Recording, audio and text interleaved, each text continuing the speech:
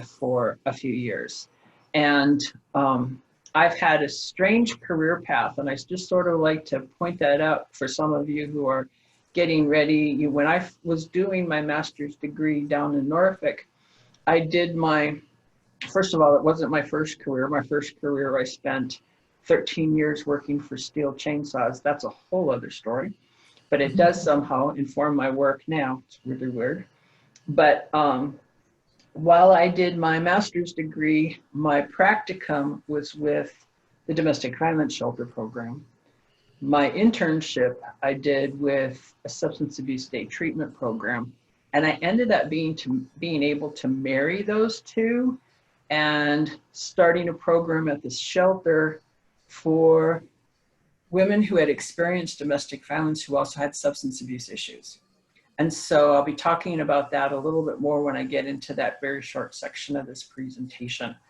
And so let me go ahead and pull this up.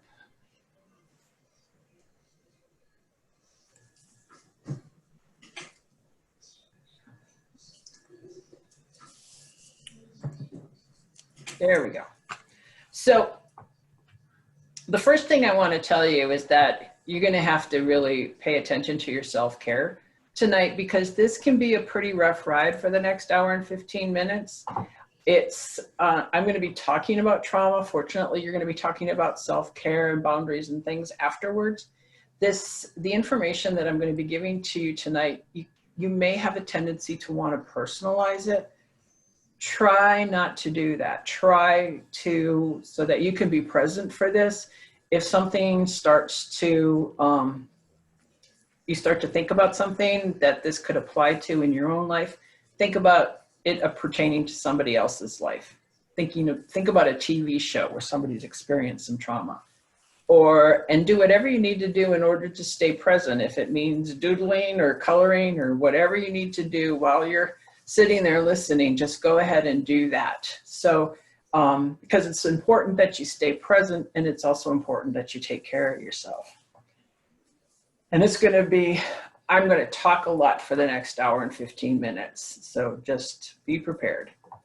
So we haven't always talked about trauma. This is something that when I started doing this work for the coalition 11 years ago, when I tried to Google domestic violence and trauma, I saw very little of it. There was practically nothing. And I was getting some technical assistance from the National Center on Domestic Violence, Trauma, and Mental Health. And they were starting to put out some things, but it was really slow for a few years. And then all of a sudden it just ballooned. And there was all sort of information out there on domestic violence, sexual assault, and trauma. So when we first started talking about the type of trauma that we're talking about tonight, it was primarily wartime trauma. And it wasn't until the Vietnam War that we became aware of and started to talk about post-traumatic stress disorder.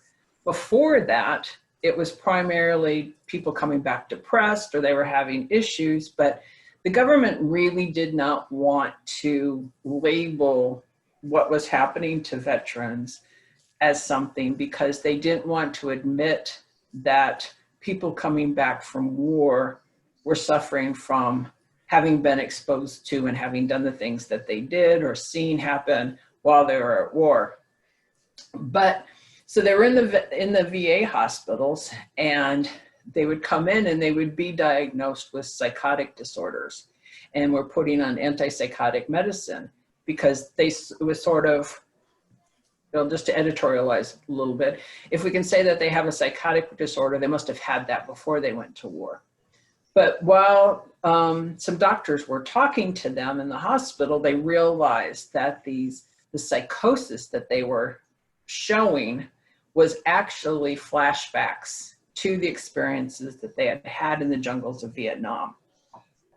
Now, as someone whose father was a Korean War veteran, I understand this completely. My father used to zone out and watch war movies all weekend long and just stare at the screen like he was in his own little world. And what I understand that now to be is that he was just basically disassociating.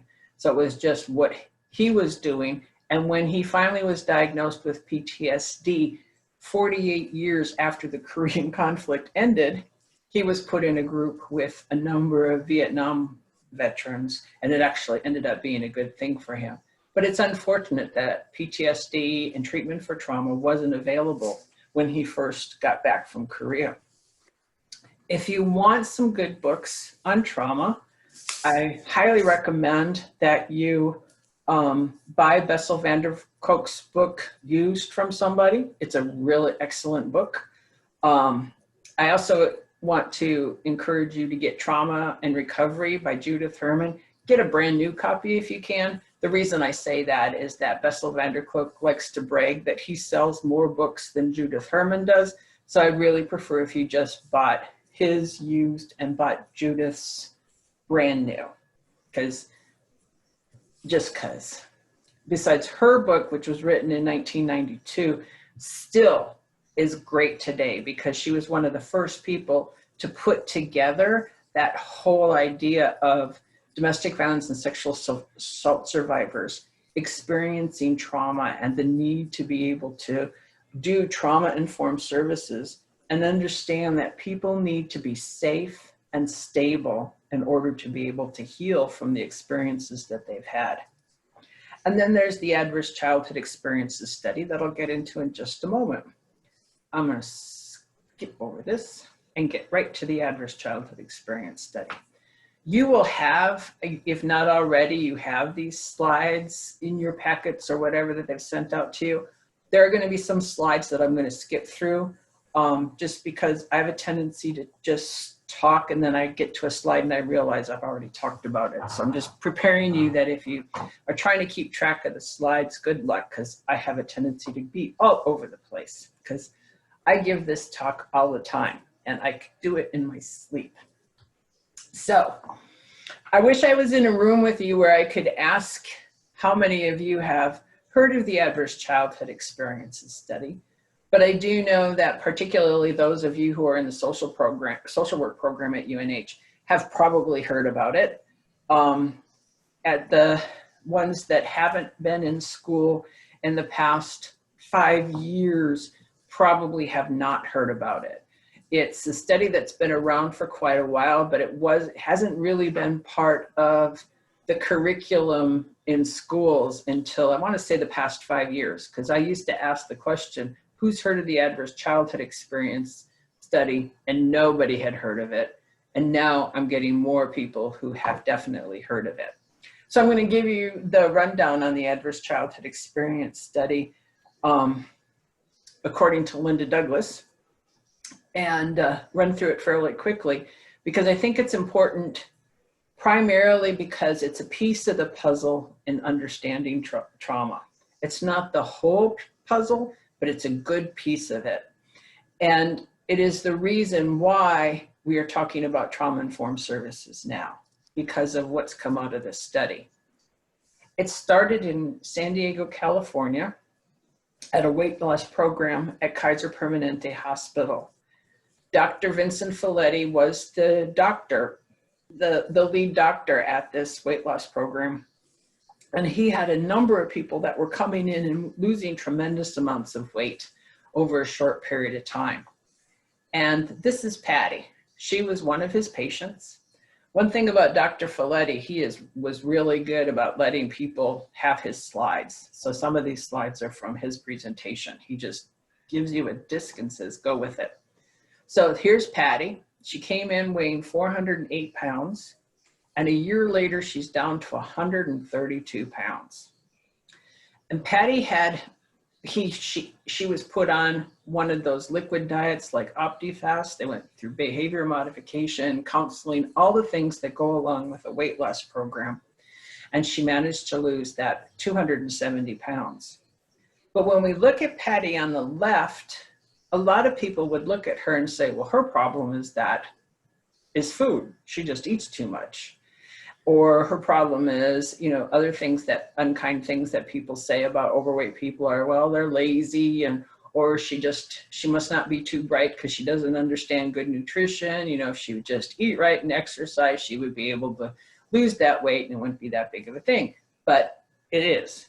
So Patty is in this program, she starts off here at 408 pounds. And over that year plus, she gets down here to the 132. And all of a sudden here at week 60, her weight goes up quickly. I know from personal experience that you can lose a lot of weight and get down, but you'll start to put it on slowly and may get back to where you were. But Patty put it on very quickly. I need you to take a deep breath because I'm going to tell you Patty's story, and I want you to be prepared because it's not an easy story to hear. So just take a deep breath.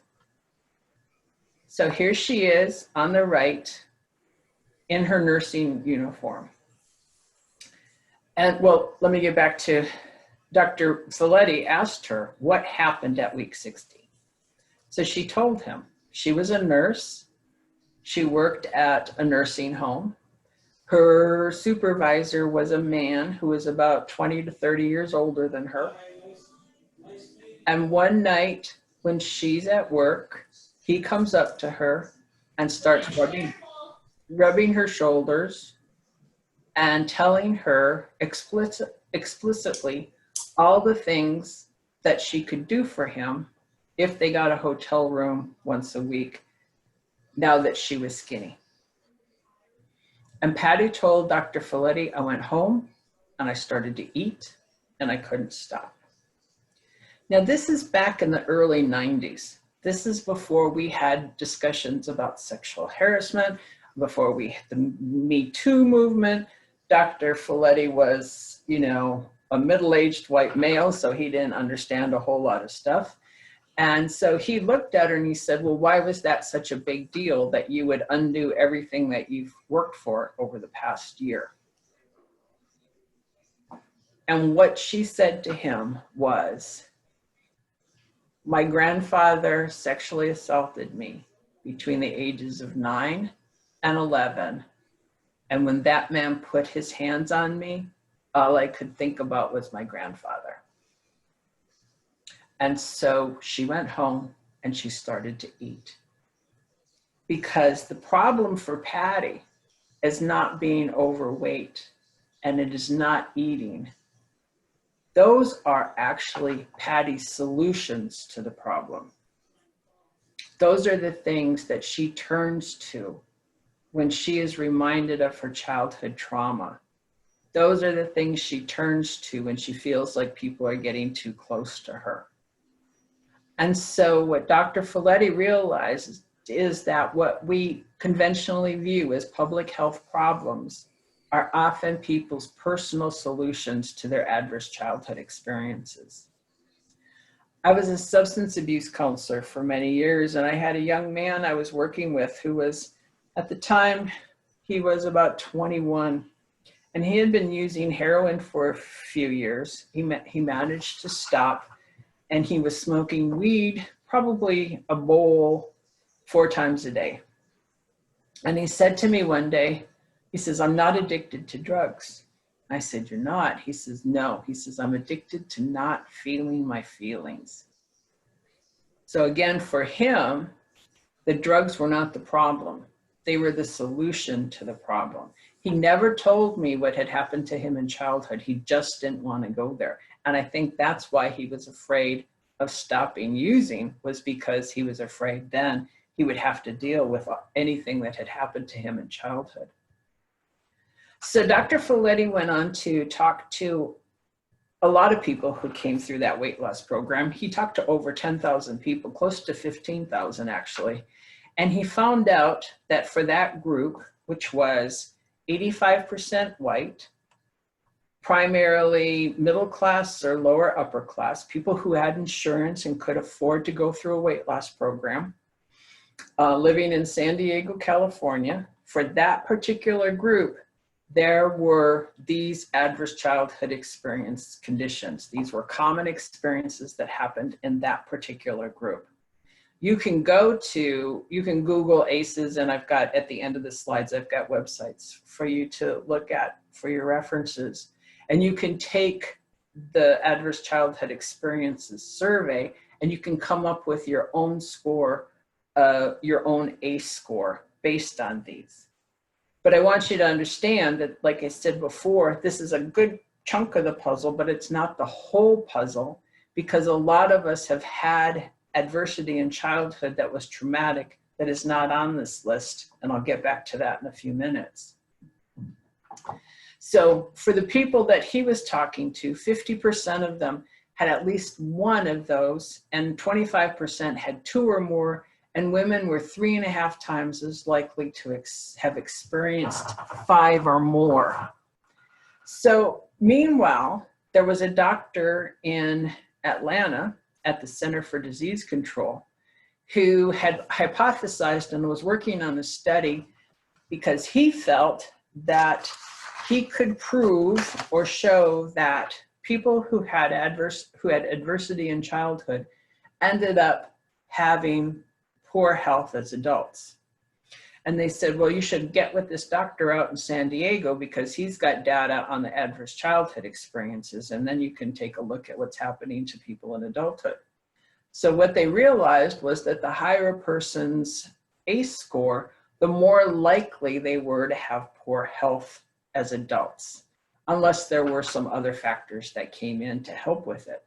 But so the higher the ACE score, the more likely a person was to have heart disease, liver disease, cancer, experiencing promiscuity, obesity, physical inactivity, alcoholism, drug abuse. And so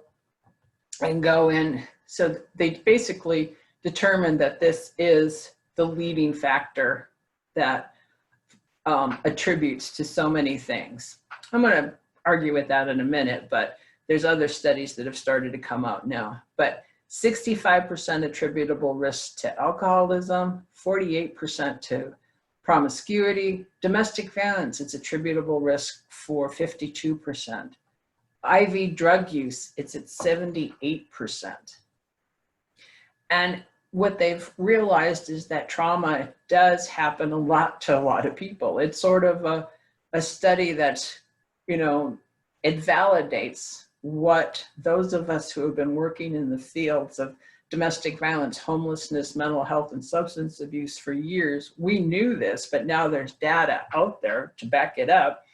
98% of female offenders have experienced interpersonal trauma. 93% of homeless mothers have interpersonal trauma. 75% of adults in substance abuse treatment report, and I think it's even higher than that. 70% of children in foster care. And so they find out that it underlies all these national problems. So here's why I say that it's just a part of the puzzle. When the Adverse Childhood Experiences study came out, everybody was all excited because they wanted to say, well, this is the cause of all the public health problems in the country.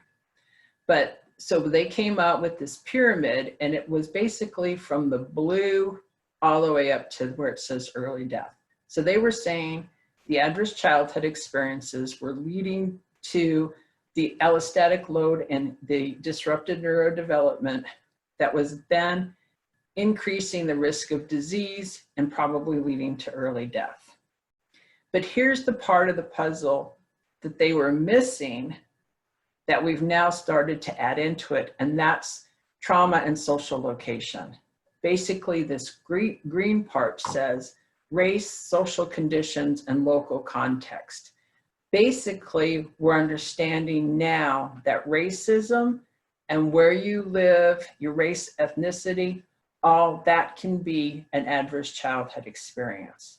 If you're experiencing this, if you are living, so they've replicated the adverse childhood experience study in other areas like Philadelphia, and they found out that there were high rates of children exposed to gun violence, seeing dead bodies, school violence, all of these things added to. So now it's not just about who you are, but where you live and how that contributes to what you've experienced. What race you are, your ethnicity, gender, all of these things are part of that local context and the part that fits into this green part of this pyramid. And then underneath that, there's the generational embodiment, the historical trauma. And where they've done the studies, they've done studies on descendants of Holocaust survivors, descendants of people who were in the Japanese internment camps in World War II.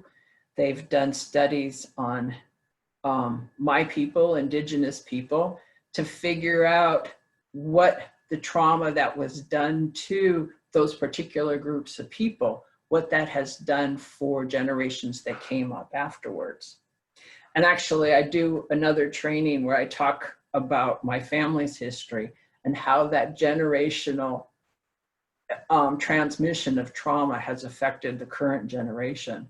So it's about understanding that it's not just that something's happened to you, because that's what trauma-informed services are about, are recognizing that it's not that something's wrong with the person, it's that something happened to them. But now we know it's not only what happened to them, but what may have happened to their parents, their grandparents, to their people, and where they were at the time. So all of those things come in and contribute to trauma. We can't just look at the adverse childhood experiences. We have to look at the other things too. So it's really important when I'm talking to social workers and people at DCYF, they're often complaining about the parents not being adequate parents or doing the things that parents need to do. And I say to them, well, you know, if we take a look at adverse childhood experiences, and if the things aren't done to mitigate the impact of adverse childhood experiences, and you've got these adults with these health and social problems, they're going to be in places and do things to create adverse childhood experiences for their children. It's up to us as a society to break that cycle, because if children don't get what they need after they've experienced adverse childhood experiences, they're going to grow up to be adults who continue to create those same conditions for their children. So that's that intergenerational transmission of trauma ongoing.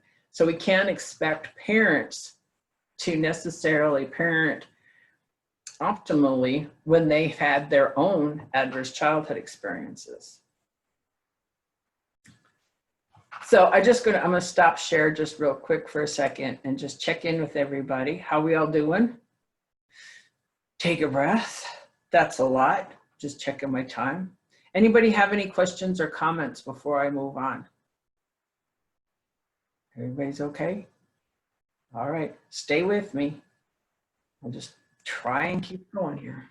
Oops, we got somebody in the waiting room.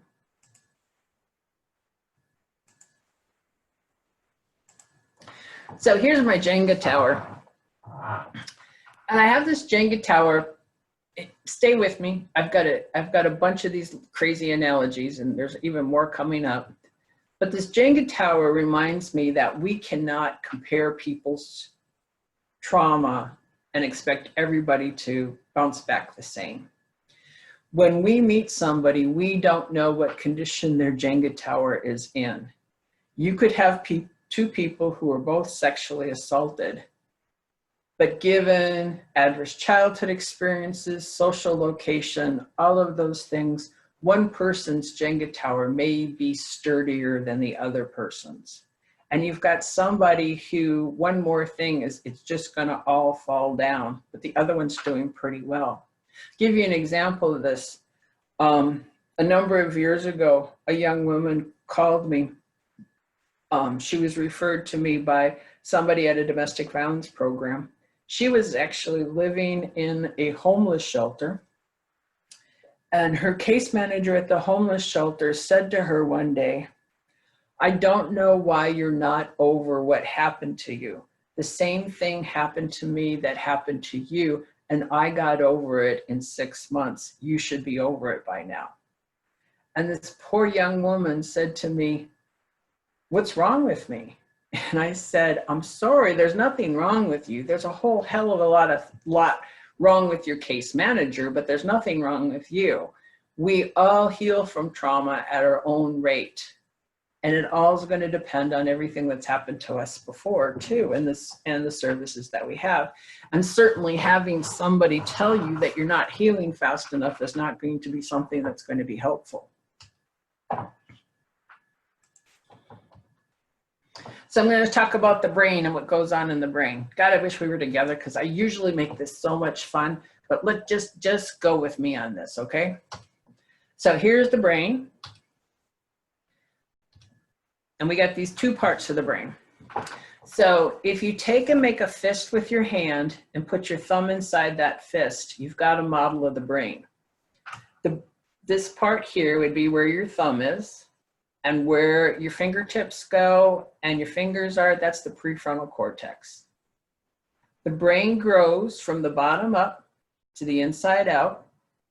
And by time, it doesn't really finish growing until we're in this part of the brain doesn't finish until we're in our late 20s.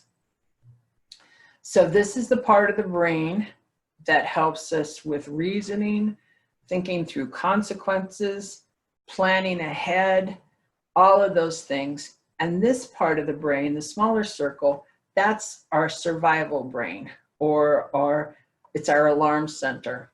So that when we're experiencing something, this is the part of the brain that activates, okay? So here's a weird schematic, but we're gonna go with it. So here's the trigger. And I want you to think about driving down a city street, you're in a residential area, and up ahead of you, a ball comes bouncing out from the side, between cars.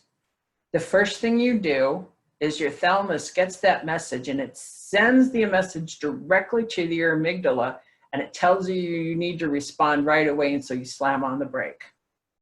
You're not thinking about it.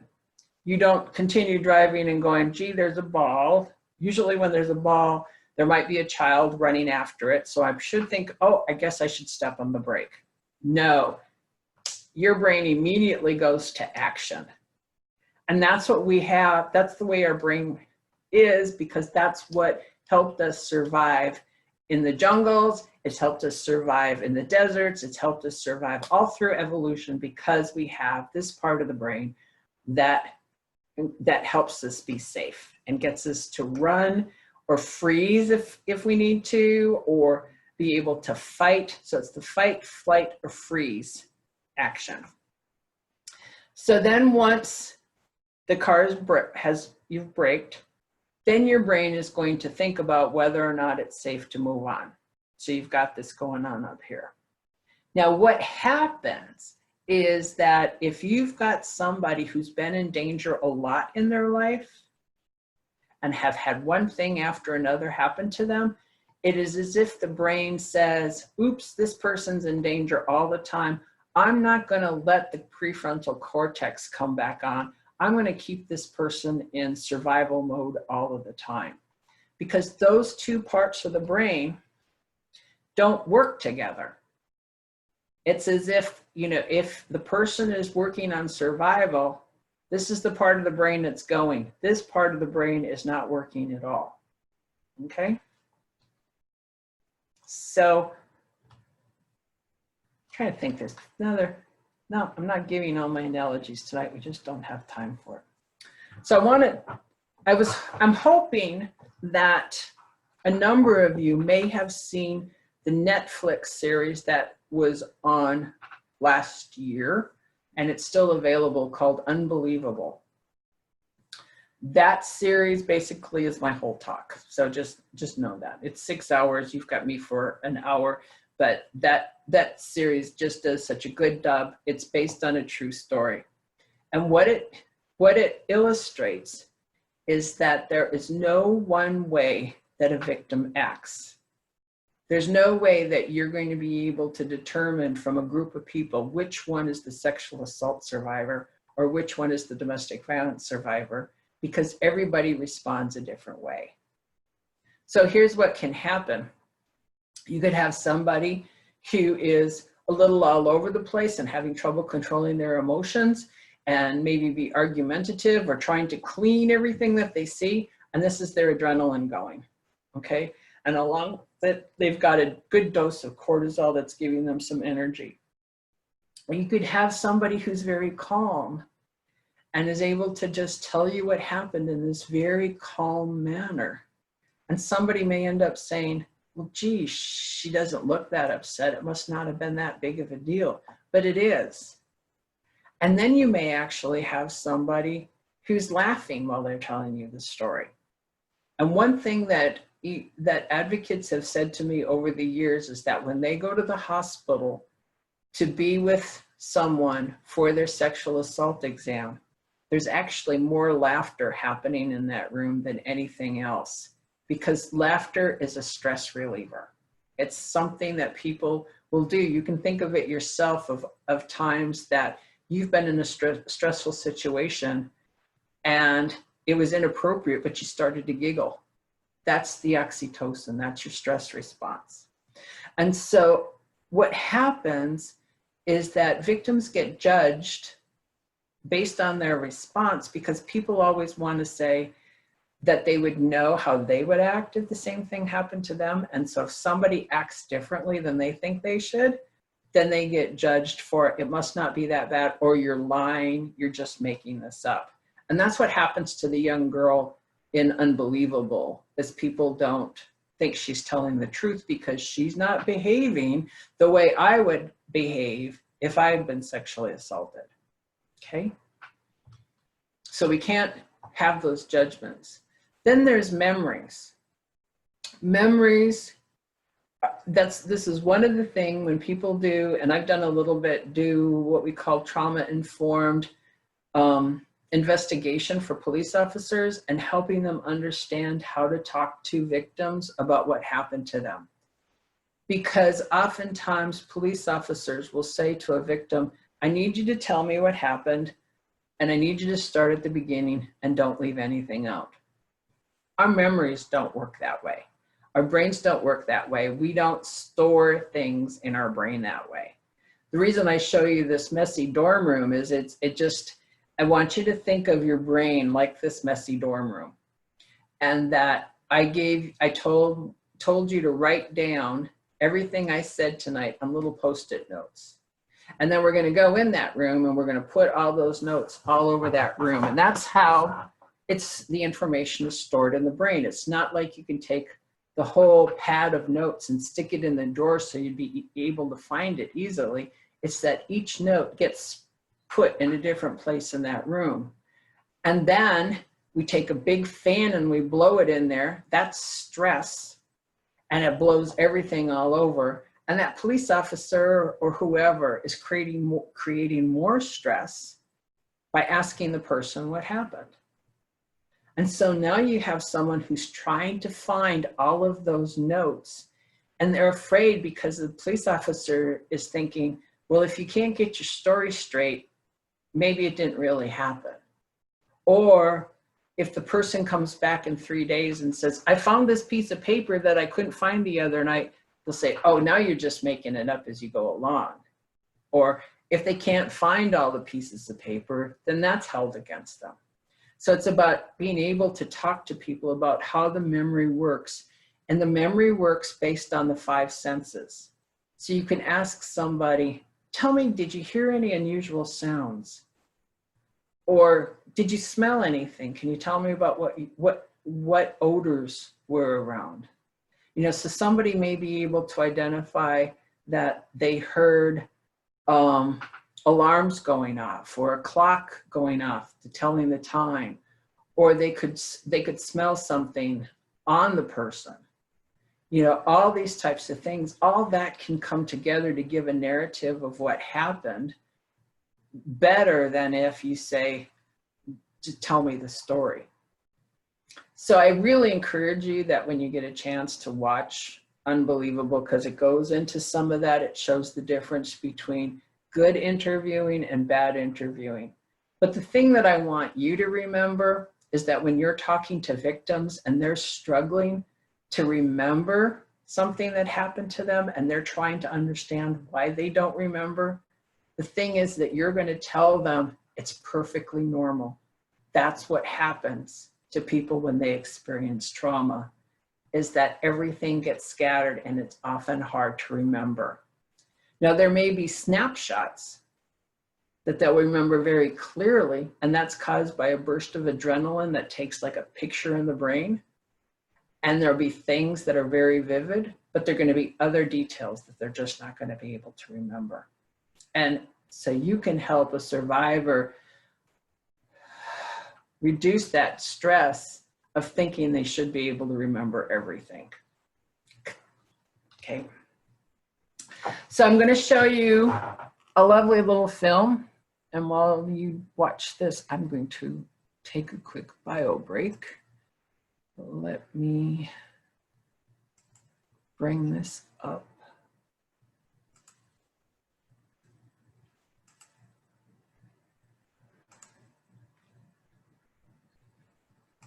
Welcome back. Today, I really wanted to think about what's the best way to teach teachers about trauma without getting them distracted with all the technical stuff, and what's the most important thing for them to understand and learn. And I thought that the best way to do it might be to just make a difference between a learning brain versus a brain in survival mode. So we'll just call it learning brain versus survival brain. And this is the difference.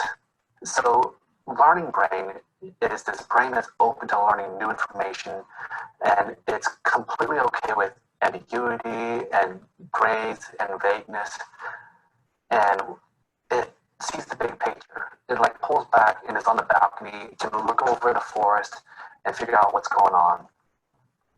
On an emotional level, people in learning brain feel calm, peaceful, maybe a little excited about what they're about to learn, maybe a little playful and having fun too, and definitely curious. And they're not afraid of making mistakes because it's just part of the learning process. And so they're not really thinking about themselves. And they actually feel a little bit of confidence that if they just apply themselves, they might pick up what they're trying to learn. Now, survival brain, on the other hand, is completely different. It's hyper-focused on threat. It doesn't like ambiguity. It wants clear, hard facts. It thinks in black and white terms. It doesn't want anything to be gray at all. And then emotionally, you can imagine that survival brain makes people feel panicky, feel like a little obsessive and afraid of getting things wrong. They don't feel calm and open to learning new things. They just want to get things over with. And people in survival brain also really don't like making mistakes, and they are afraid of looking stupid too. So students in survival brain don't want to be picked on.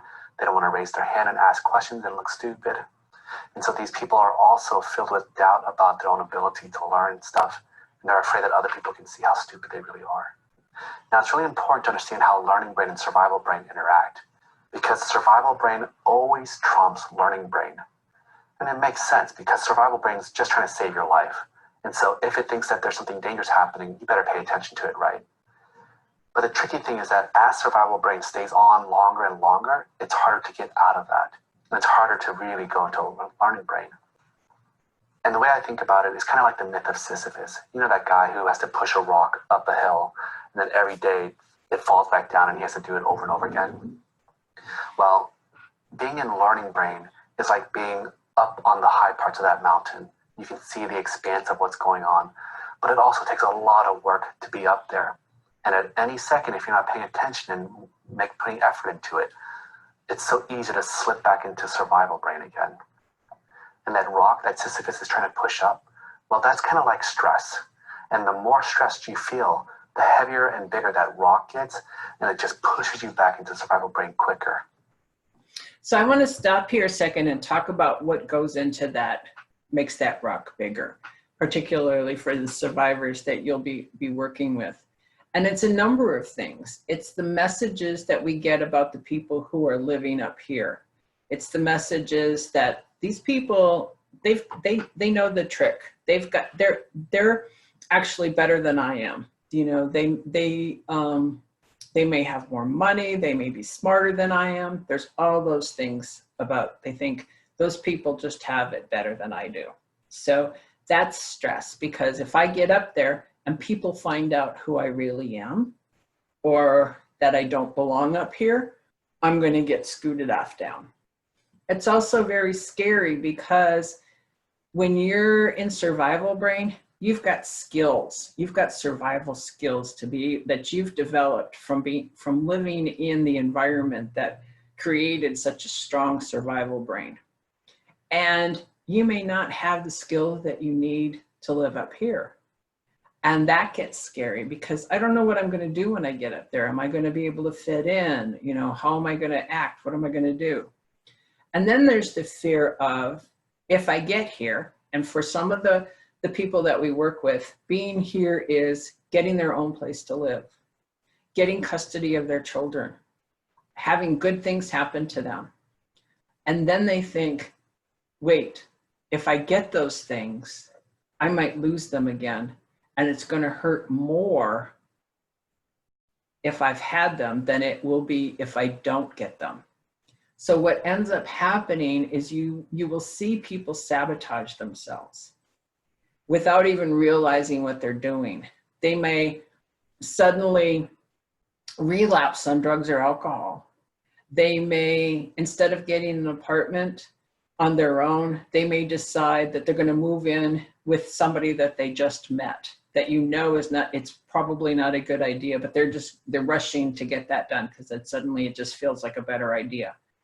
And so they do these things not consciously.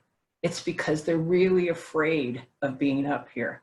And so it's really important that we let them know that this could happen and that you're still going to be there to support them, that Haven's going to be there for them, that there are all sorts of supports that are going to be in place to help them be up here, even though they may feel like they don't know what it's going to be like up there. So good stuff can be scary too, and that can be part of what's in this stress.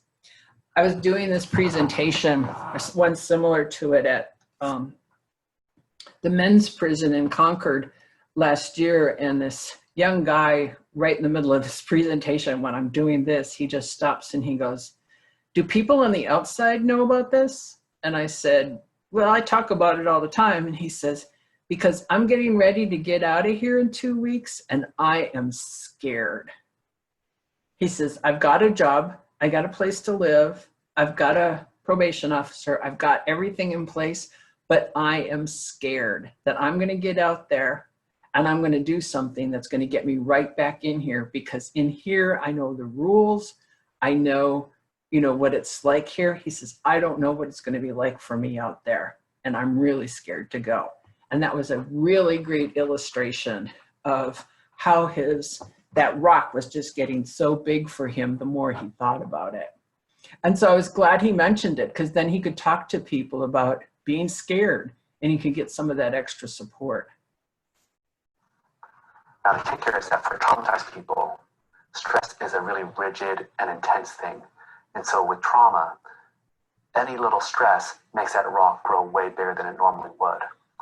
And because people with trauma misperceive ambiguous situations as threatening and stressful, that rock just stays big all the time. Now, the good news is that the more you control stress, well, the easier it is to be in learning brain, right? Because that rock is a lot smaller. And what I really want to highlight for teachers is that the best way to keep students in the learning brain goes back to why I spent so much time talking about attachment. Students best learn when they feel like they're safe and supported by the adults around them. So it's kind of like a baby elephant. You know how like on those nature shows, the baby elephant is like playing with leaves or exploring a tree or something like that and having a lot of fun. And the only reason why they can do that is because there's a whole group of mama elephants around that baby protecting it and looking out for danger. So a kid with trauma or who's stuck in survival brain, it's kind of like that baby elephant who doesn't have protective adults around them. They can't play and learn because they're way too focused looking out for threat and danger. So this is why I really believe that the most important thing that schools need to focus on, way more important than any kind of techniques or curricula, is really whether or not they are creating that environment where students feel like they're surrounded by these big mama elephants who are going to protect them and watch out for them and make them safe. And when students have that, I bet you it unlocks their curiosity, their eagerness to learn, and play as a way to learn.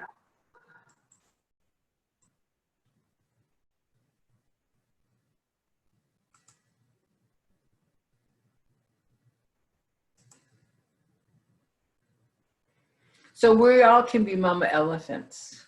You know, he's talking about kids there, but it doesn't matter how old you are. You know, you always need people to help support you. And that's just, it goes along with what we're doing with the people that we're working with. So I move on. So what I just basically talked to you about is what trauma-informed services are really about. It's understanding that how people are responding to trauma is normal for them. Trauma is not the exception. And we're not looking at things as symptoms. You know, we talk about post-traumatic stress disorder, but for some people, it may not meet the criteria for that particular diagnosis, but what's happening to them is still a response to trauma. And so it's about shifting from seeing things as symptoms to those being survival strategies. And sometimes those survival strategies are hard for us to understand because it could be lying, it could be manipulating, it could be getting angry, it could be yelling, but those are survival strategies that people learned in the environments that they were living in. And we want to remember that it's not about there being something wrong with someone, it's about something happened to them or to the previous generations. So when we're working with people, they're constantly coming across things that remind them of the past trauma and activates that alarm system. And even if they're not in danger, this is going to be happening. And they're not going to know whether or not they can trust you. They're not going to know whether or not they can trust anybody. And they're going to be constantly looking around them to see whether or not they're in danger. And they're going to be activated by a number of different things. But the big thing is that lack of power and control. To me, what makes something traumatic is that lack of power and control. Not knowing how long it's going to last, not knowing how bad it's going to be, not having any control over what's happening to you. That can feel, that feeling when it comes up again can activate your trauma response, along with all these other things that are on here. And what's really amazing that I realized when I started doing this is that every single one of these things happens to someone when they come into a domestic violence shelter. Just being there, they're reminded of the past events. They don't have control over their situation. They've got conflict in their relationships and maybe will have conflict in the relationships with the other people in the shelter. Separation and loss. The routine's disrupted. They feel vulnerable. They feel threatened. They get lonely. And there's just so many things going on. And then we're wondering why they're acting a little out of control or why they want to sleep all the time or why they're not able to keep their room clean. Well, it's because they're completely coming from, they're still living in their trauma. So one of the things that I want to just bring out, this slide has a lot of stuff on it, but I keep it there because it reminds me to tell you this story, is everything that happens to us as a child, if we've been at risk as a child, if we've been victimized, is going to increase our risk as an adult. I was doing a training on domestic violence to a group of people at DCYF one time. And a woman asked me, she says, how do I help this woman? She just keeps choosing men who abuse her. And I was like, whoa, let's unpack that and see if we can take a look at that a different way. So I said, just imagine everyone being born into this world as a perfect hard-boiled egg. I know this is a crazy analogy, but just be with me on this one. So perfect hard-boiled egg. And something could even happen to them while they're still in the womb or shortly after. And it's the first thing that comes along that ends up putting a little crack in that egg. It could be abuse or neglect. It could be food insecurity. It could be homelessness. And then more things start to happen, those adverse childhood experiences. And they're being told things like, you deserve this to happen. This is perfectly normal. There's nothing wrong, but don't tell anybody about it. This is our little secret. If you tell anybody about this, you're going to be in big trouble. Don't do as I do, do as I say. All of these messages. And so every single time that happens, that egg just cracks more until you have an adolescent or an adult who has absolutely no shell. And what you have is a vulnerable egg. And who do perpetrators look for? They look for vulnerable people. And perpetrators love it when other perpetrators have done the work for them of breaking down those boundaries. And so now you've got this person who doesn't have a shell, and they're getting blamed for that. Like, why do you keep choosing men who abuse you? No, it's that men who are abusive are managing to figure out that this is a very vulnerable person. And we will say to them, sometimes, if we're not thinking right, we'll look at them and say, you need to have better boundaries. And they don't even know what boundaries are because they lost these boundaries when they were very, very young. That shell was that boundary. And what they learned is that if I even try to have a boundary, I get hurt more. So if we tell somebody you need to have a better boundary, we better hope they're in a safe and stable place, because we're not going to tell somebody who's living with an abusive partner that, well, if you have boundaries and just tell your partner, no, you can't do that, or that's not acceptable, they're going to get hurt even more. And they're going to tell you, if I tell somebody no, when they ask me to do something, they're not going to like me. And if this person doesn't like me, they might hurt me. So we want, again, have people be in safe and stable situations, teach them that they have the right to protect themselves from harm, but they also need to know what safety feels like. Okay, so that's the egg story. I'm gonna skip through a few slides because I've pretty much covered all of this. And I just want to get to, sometimes people who've experienced trauma just feel like the world is an unsafe place to live in. And that's how they're going through life. They don't feel people are trustworthy. They don't even feel safe in their own bodies because they can't trust their body not to react to outside things that activate their trauma, like the sound of a siren or even a slamming door, or anything that causes their body to be reminded of the past traumatic events, even though they may not necessarily know what event their body is thinking of. I think I know a woman who figured out one time that she was having trouble sleeping because she lived someplace where trucks would be coming downhill and they would be hitting their brakes, and she would hear that sound of the brake. And it was the same sound that her husband's truck used to make when he would come home right before he would start to hurt her. And so she was able to make that connection. But we can't always make those connections. Sometimes it could be the time of year, the time of day. It could be an anniversary of something that had happened that, can impact somebody. I had a survivor once say to me, I just need to know everything that could possibly trigger me so that I can avoid that. And I says, you can't. There's just no way. And it's about just taking care of yourself so that when you're healthy and you know how to handle it, when you feel that coming up, you're able to take that breath. You're able to, for me, I keep a lot of rocks around. I got rocks all over my desk because I like to just pick up things and have a different texture. And so when you're talking to people, you can help them find things that will help them, be able to ground themselves. So people end up having a sense of foreshortened future. They think they're not going to be around that long. And they also may carry some suicide ideation with them all the time because, things continue to get bad. Well, that's a possibility for me.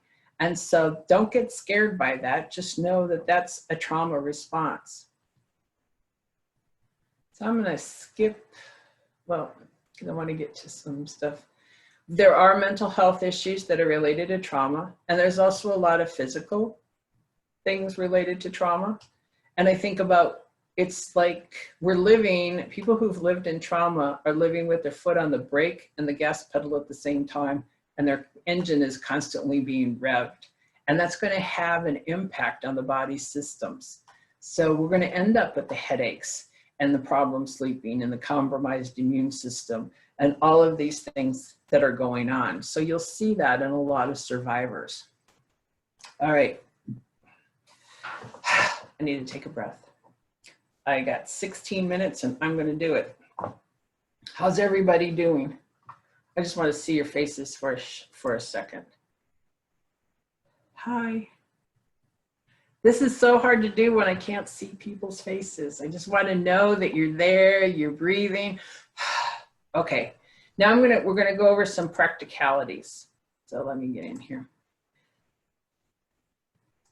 Okay, so I want to talk about dissociation, because this is something that if you're working one-on-one with someone or you're talking to them on the phone, they could be dissociating. And that's when they're sort of like shutting down, and it looks different ways for different people. There's sort of a continuum. I like to think everybody who's been on this Zoom tonight has probably dissociated at some time. That's when you're thinking about something else and then you come back to this. It's what my father did when he was watching war movies. It's when somebody told me once, it feels like their computer shuts down and the screensaver comes up. It's just, there's nothing happening. But for some people, it's actually where they feel like they're across the room watching something happen to them. Or they just have a period of time that they can't remember what happened. It's like when you're driving and you're going a long distance and suddenly you realize that you went through a town that you don't remember going through that town. I have that happen to me all the time.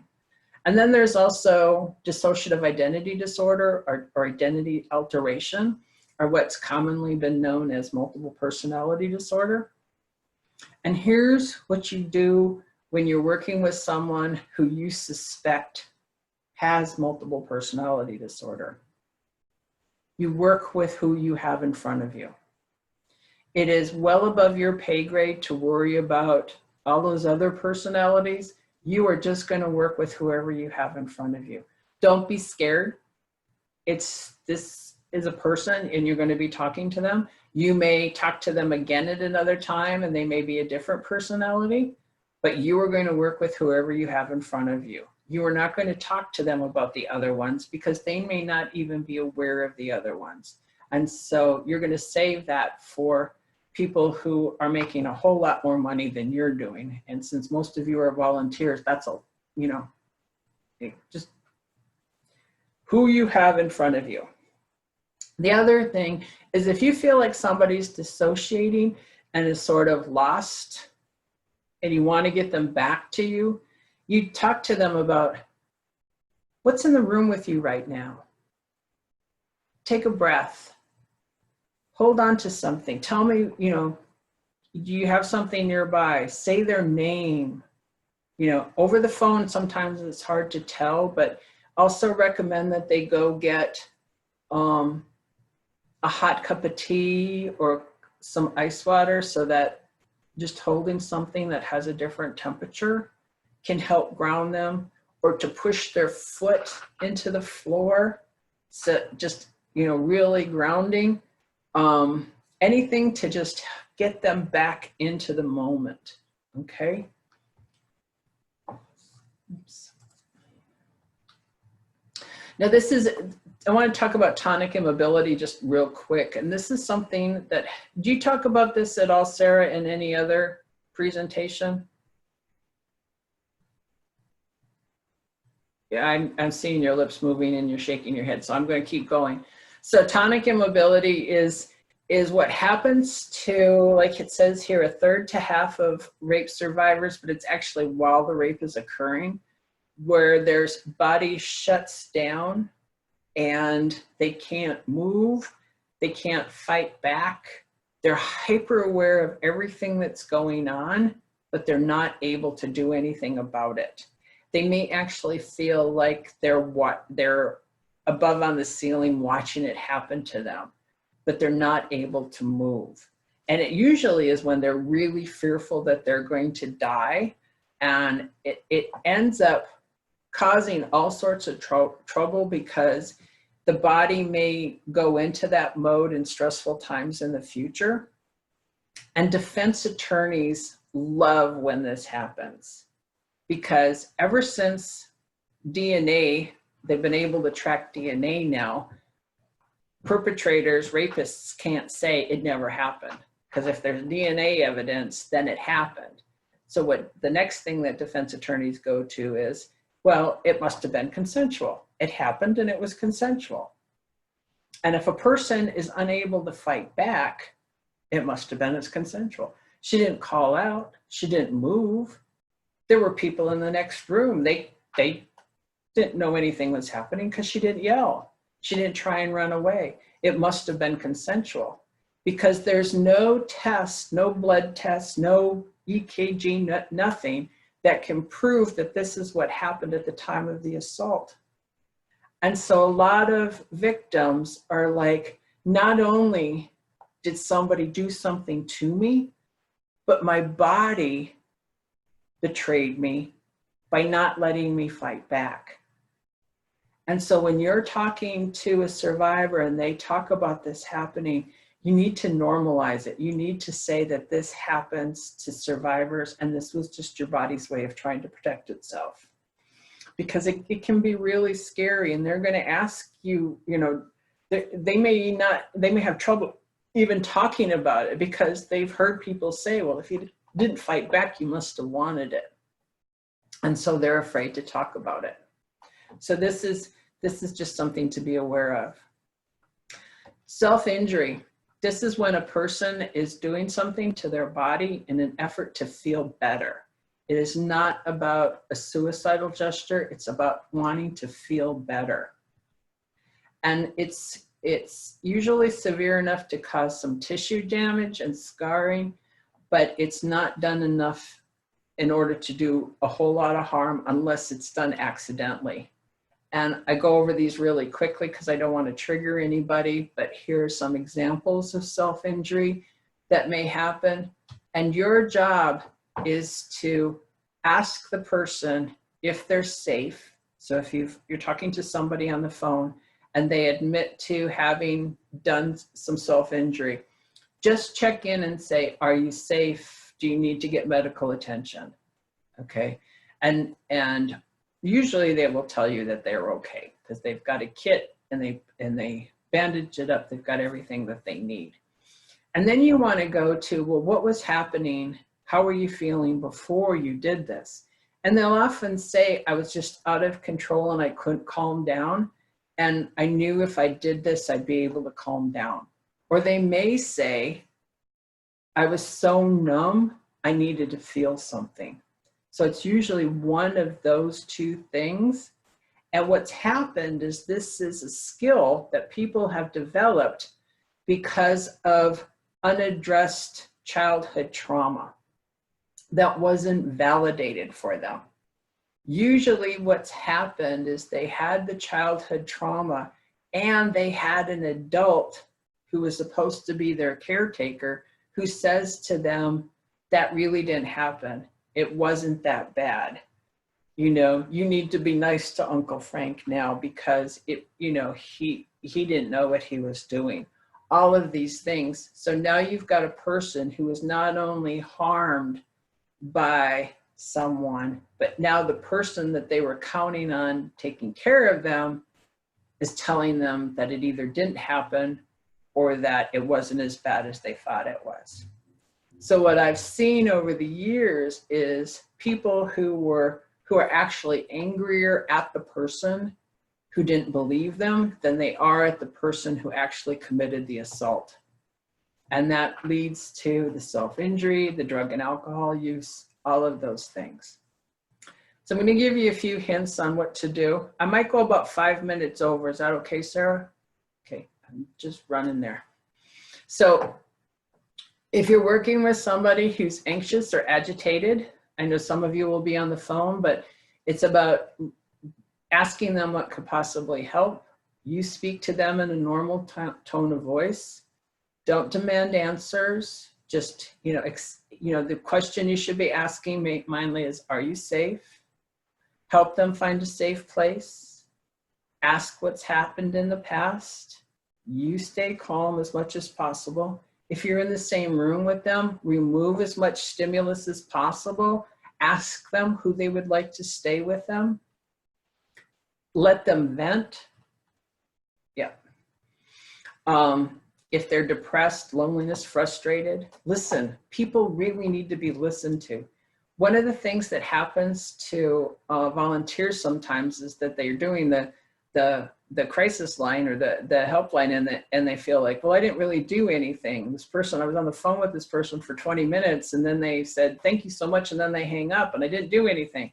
Actually, you did. You gave this person someone to listen to them for 20 minutes, and they really needed that. And you would be surprised how far just listening to somebody can go. And so you don't want to jump to the problem solving before it's really necessary. And it may not be in the context of that first or second phone call. Your job is to basically help the person feel comfortable on the phone enough that they're going to want to come in for services. And then that's when some of the problem solving can take place.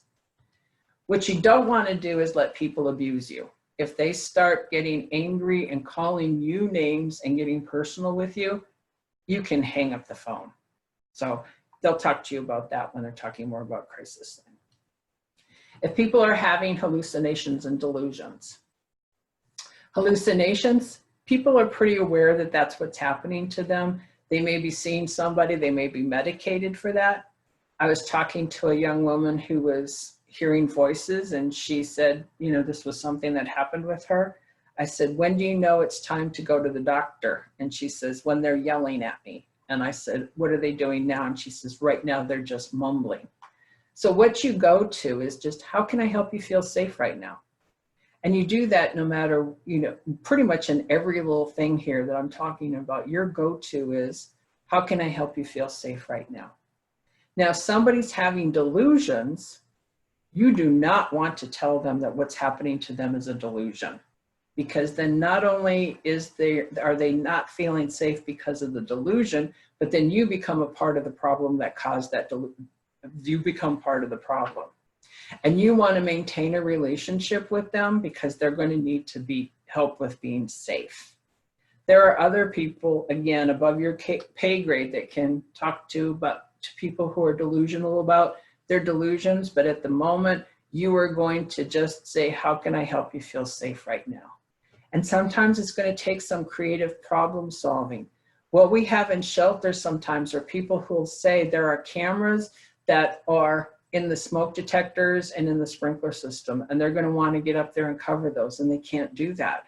So we got to think of other ways to help them feel safe, because we want to maintain that relationship with them. And if we tell them, no, there's no cameras, all this, they're going to say, well, you think I'm crazy. You're not going to be any help to me, because all of that. So it's really about trying to find a way to keep them safe. Sometimes it's like, I worked with a young woman who was convinced that her jacket had been stolen out of her locker at work. Somebody put a tracking device in it and then put it back in her locker. It wasn't about convincing her that there wasn't a tracking device in it. It was about helping her find another jacket so that she didn't have to wear that one. Okay. So finally, I want to talk about substance abuse and trauma. Don't worry, I talk less about this over the years because people finally get it. Once you understand trauma, you understand why people use drugs and alcohol. When I first started this work 26 years ago, we weren't letting women into shelter if they'd been using drugs or alcohol.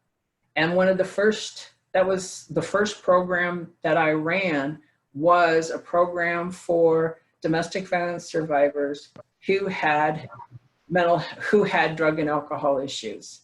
And they didn't have to be clean and sober in order to come into the program. Because we were denying shelter to people who had used within the past 24 hours, the past month in some programs. And we realized that they were using drugs and alcohol because of the trauma. Remember Patty, you know, the drugs and alcohol, the food wasn't the problem. It was the solution to the problem. And we also realized that the abusive partner was using the drugs and alcohol to control the survivor. They would control their meds. They would control the activities in order to be able to get the drugs. They would force them, or not, it'd be coercing. It's like, well, you know, you're going to party tonight because, you know, if we party, I'll be in a better mood. You know what? It's better for you if I'm in a better mood. You need to drink along with me. So they'll do things like sabotage a person's recovery efforts. Because what batters like to do is to make their victim look like somebody that nobody wants to help. And since there's so much stigma surrounding substance use and mental illnesses, they will do anything to ramp that up. So people are now blaming the victim for what's happening to them, because they're saying, well, if she wasn't drunk, this wouldn't be happening. If she wasn't using drugs, or we can't help her until she gets clean. Well, she can't get clean if she's living with somebody who wants her to keep using, because they're easier to control that way. So it's about understanding how abusive partners use this to control in order to be able to say to other people, to say, officer, she's drunk. Look at her. I know she called you, but I didn't push her down the stairs. She fell down the stairs because she's so damn drunk. Officer, this is what I have to deal with. You remember she called you last week. It was the same thing. Okay, or the police officer comes in and they see drug paraphernalia now, and so now they're thinking, oh, this is just a fight over drugs. This isn't domestic violence. And so they end up arresting everybody, and nobody's identified as a victim that can get some services. There's a power and control wheel. You'll have that in your binder, packet, whatever it is. That's the regular power and control wheel, but then it shows this coercive piece on the substance abuse along with it. So I just invite you to take a look on that. So we talk about substance use from a safety standpoint. It's not about telling somebody they need to stop using. It's about talking to them about how it impacts their and other people's safety and what they can do to be safe. So for some people, they can continue to use and still be safe in some ways. For some people, we just want to work with them on a safety plan on all of that. And I think we can have more conversations with that if I had more time, but I don't. So, and this is all other stuff. So, am I back with everybody? That was a lot. And you know, that's the second time I've given that talk this week, and I still get to give it twice, 2 more, tomorrow night and then Saturday morning. So any questions before I let you all go to have a break? Because I know you need one, and then you're going to be with Kelsey. That was a lot, wasn't it? Yeah. So the best thing for you to do now during your break is to get up and move around a little bit, because all of that information sort of sits in your body, and you want to be able to get up and just do something to move it out. Stretch, walk around a little bit, do whatever it is you need to do.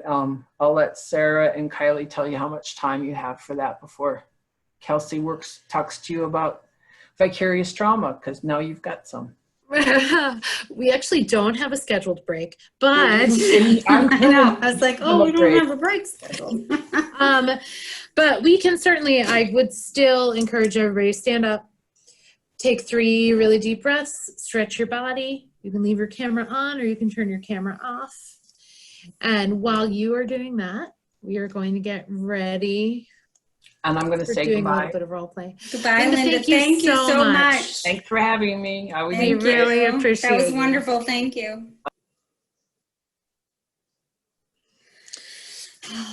Okay. Yeah. Deep breaths, stretches, put all the oxygen back in your brain, even if And it's just because I you're tired. actually promise there will be a little bit of centering and calming at the very Yes. end this evening if you'll just hang with us probably a tiny bit late. Okay. So Kelsey, do you want to introduce yourself just a little bit real quick? Yeah, should I wait until folks are back? From their 2 minutes? Sure. I just see a lot of cameras off right Yeah, now. there are quite a few. Oh, For stretching. There we go. Here they are. I think they can hear you. It was a quick stretch. That's what. Introduce myself. Okay, hi everybody. My name is Kelsey. I was in your position doing my 35 or 40-hour training almost exactly 5 years ago. I have been with Haven for 2 years and some change. I am an advocate. I'm part-time and I work kind of at funny times of day, like I fill gaps. So no matter what kind of volunteer or intern or other kind of helping person you are, you will probably cross paths with me. You'll probably get a really, really chipper text being like, please let me know if you need anything. And I mean that so much. Sarah, what else should I say about myself? What'd you do before you were in client services? Before I was in client service, I was an educator for 2 years. I was one of the esteemed and notable Haven puppet ladies. That's right. All the puppets are Awesome. still in my car, by the way. I should give you those. Oh, yeah. Yeah. You should give somebody those. Or I'll keep them forever. That's fine. So we want to start off by doing a couple of scenarios, and I'm looking at my screen sharing, and I can share my screen, except I think that we are just going to go directly into scenarios. We can just Yes. maybe do one in the big group for time's sake. Do you think that? Do we want to do that instead? I would like that, yeah. Yeah, Okay, for time's perfect. sake. So, as you guys know, as we've been doing this first run through of training, we're paying attention to how much time things take, and we left the whole last night pretty open so that we can catch up on a lot of scenarios in practice. So do not feel like you are missing out. And you'll be with our Rockstar Night staff who are excellent. So they'll be a great addition to role play and scenario. Okay. So Kelsey, do you want to read this or I sure do. Thank you. Okay, so Amy is a 37-year-old woman who has only recently regained memories of her childhood sexual abuse. She feels like she is starting to fall apart physically lately. She has stomach aches and headaches that won't go away. She has started to miss days of work, and when she does go to work, she has difficulty concentrating. Her doctor told her that she is in, quote, perfect health, and that there is nothing wrong with her. She is confused and upset.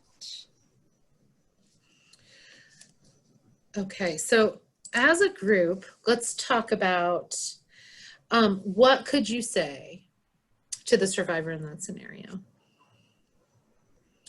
What are some things, as she's telling you this story about how her doctor says she's in perfect health, but she feels like she's falling apart, what are some takeaways from the presentation you just heard that would be helpful to share? Sarah, do you mind leaving up the scenario I just can. so everybody can kind of see it? Sure. If that's possible. Has she disclosed to her doctor that she has regained these memories? I think we're assuming she has not. So I would say it doesn't mention you.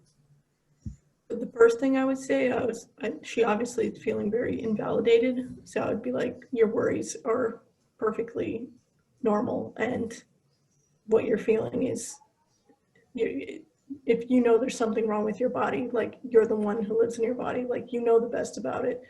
So I would say, don't give up, don't push this aside. Your feelings are valid.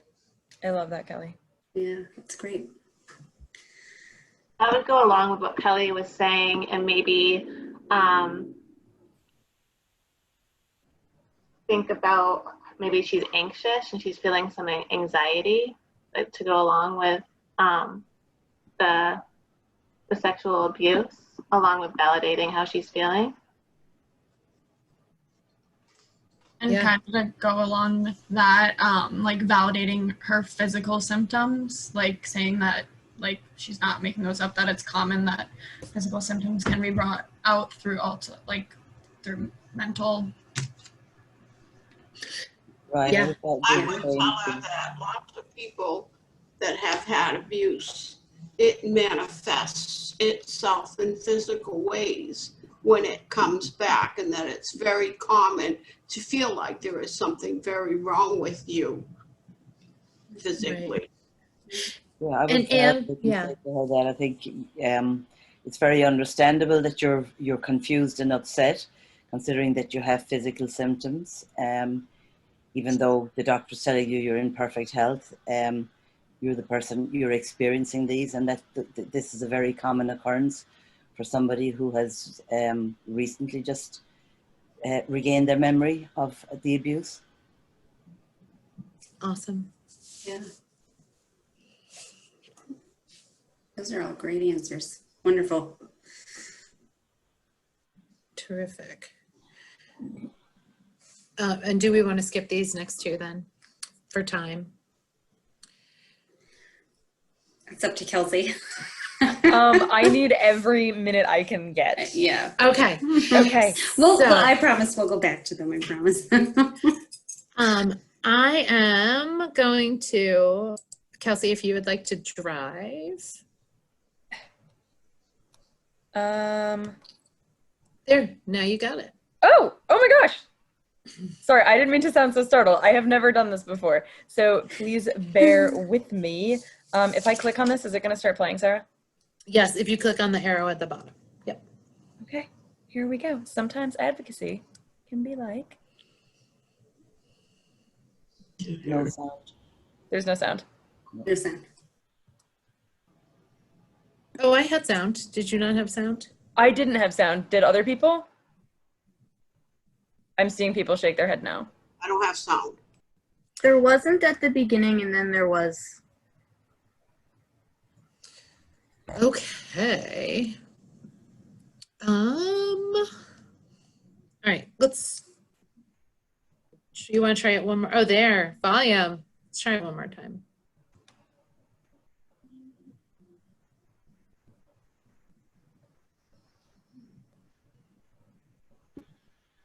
No sound. No sound.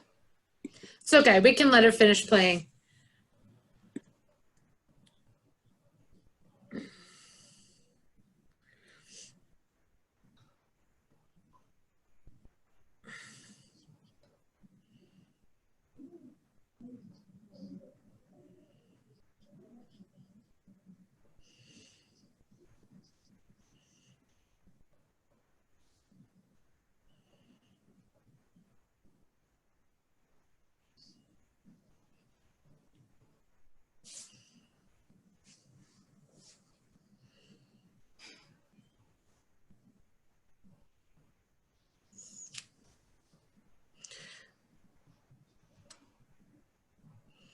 Okay, so I think for those of us with and without sound, we all pretty much got the gist of what that was saying, correct? Advocacy is like herding cats sometimes. So tonight we are going to be talking about boundaries. We're going to be talking a little bit about vicarious trauma, or secondhand trauma, it's sometimes called. And we're going to be talking a little bit about self-care, which, as Linda said, is going to be really important for all of you. And I know that the chat with her is really important, but it's also pretty heavy. So that's part of the reason why that is happening tonight. It's so weird that I can't see your faces or hear any of you. Oh, It's so weird. We're here. I believe you.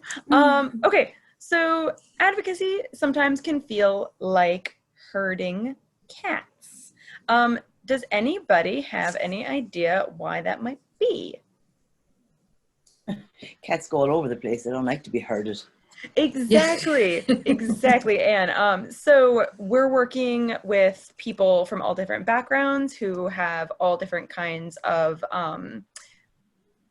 issues that they're coming to us with, and we're working within all different kinds of systems. We interact at Haven with lots and lots of systems. We interact with the courts, with the police, with DCYF, with the hospitals. I could go on. So there's a lot of moving parts, and whether those parts all move in the same direction at the same time when we want them to, may or may not. Why am I having a hard time? Do you need to hover there you go. Okay. Oh, I just said that. Yeah, advocates can be dealing with a huge range of issues and challenges during a shift. You may get appropriate callers who have a lot of issues that are now yours to hold their hand through. You might get inappropriate or, yeah, non-appropriate callers. Has anybody spoken with you yet about what we, kind of how we address inappropriate callers? Yes. Yeah, we started to go over it and we're going to talk about it again. And also, I think in here, the people who are calling for the wrong reason, they're not being inappropriate with you, but you're not the right appropriate to the resource. services. Yeah. Okay, so non-appropriate as opposed to inappropriate. Gotcha. Okay, so that can all feel like a lot. And as they say in the video, whether you heard them or not everyone can do what we do. And, you know, you all are kind of coming from all different backgrounds and your own kind of professional experiences, life experiences to this.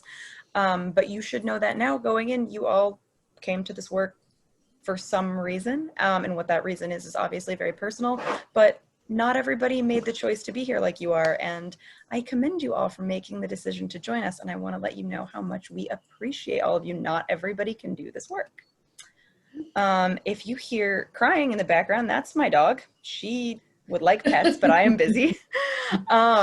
So now we're going to talk about professional boundaries. So in order to be effective advocates, we need to maintain clear and consistent boundaries as it relates to a couple of things. One of those things is understanding our services, like what our role is, what we can do and what we can't do as advocates at Haven, and of confidentiality. And we're going to talk more about confidentiality in just a second.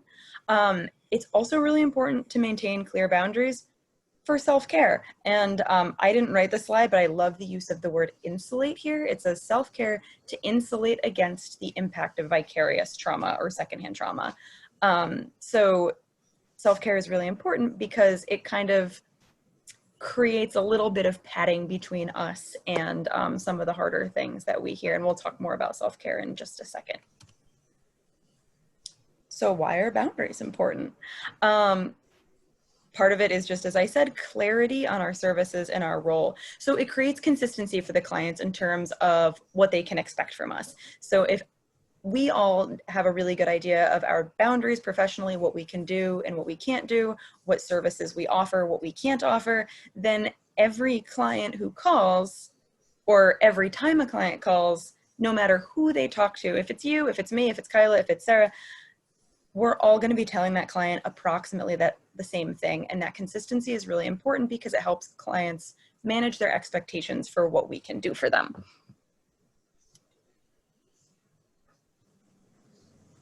It also keeps the focus on empowering the client versus creating dependency. Have you talked about the empowerment model yet? Of course you have. Amazing. So part of that reason why the empowerment model is so important is because we want to make our clients feel like they are in the driver's seat. A lot of when somebody is in an abuse dynamic or when somebody has been sexually assaulted, often they feel like a lot of their power, a lot of their autonomy has been taken away from them. We want to give them as much control as we can give them. And one of the ways that we do that is we make them feel like they are making their own decisions. We can guide, we can offer resources, and we can listen, but we're not making any decisions for our clients. We're not saying, oh, you have to go get a restraining order. That's going to fix the situation. We're saying, if you want to try to get a restraining order, that's what this is going to look like. And I can help you, I can help walk you through that if that's what you want to do. I did that earlier today. And it ensures clients get support from other relevant professionals. On the Seacoast, we're really lucky, and at Haven, we're really lucky. We have really, really strong relationships with tons of other nonprofits and tons of other social services. Sarah is kind of the queen of a lot of those relationships. And at Haven, we have a role in our community. Our role is incredibly important, but it's one role. We help people who are dealing with sexual violence, domestic violence, stalking, human trafficking. If somebody is dealing with food insecurity, if somebody's having a hard time keeping their lights on, getting their kids in childcare, finding a place to live, all those things, we know who to hook them up with. We know what direction to point them in, and we can make those referrals. But it's really important to not put the weight of the world on our shoulders and kind of put ourselves in the fixer role. I think the slide is going to say that in a second. It is. Okay. Advocates are unicorns. We play a really unique role because we may provide emotional support and a space to process, but we are not therapists. At Haven, we can give people a space to vent. We can listen to their feelings.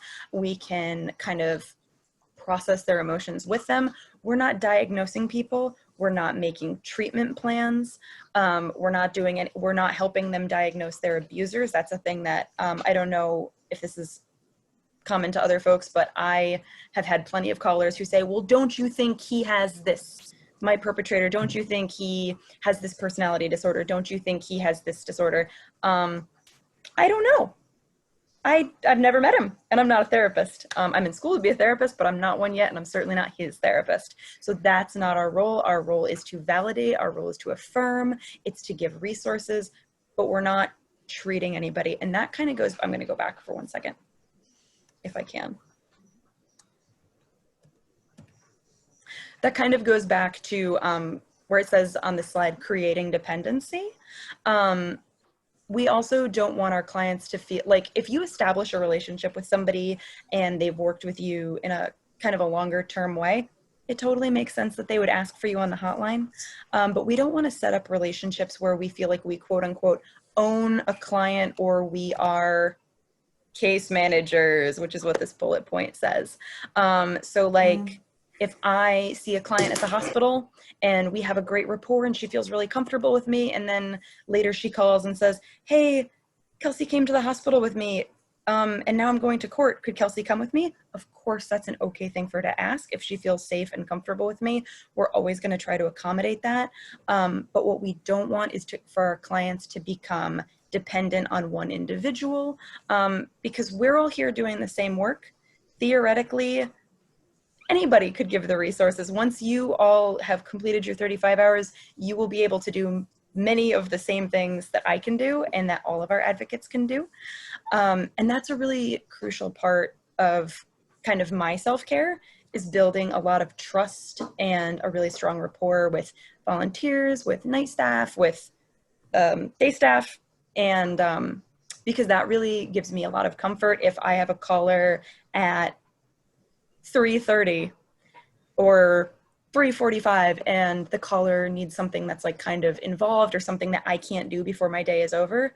I have enough trust and enough faith in all of my colleagues that I can say to this caller, oh, my day is actually ending. I can't start this process with you right now, but let me give you to this night staff person, because this night staff person can absolutely help get you whatever you need. And that way we don't create that dependency. We get to set our own boundaries for ourselves, and we get to build a really strong bond of trust between everybody who is part of all the parts of the Wheel of Haven.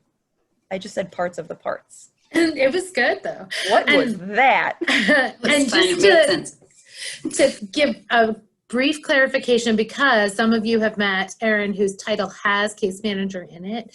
The people that we have whose jobs say that they're case managers are working on a very specific thing. So they're working on housing and the things you need to get housing, or the other cases, the FVPSs, they're working generally on child custody and the child welfare system.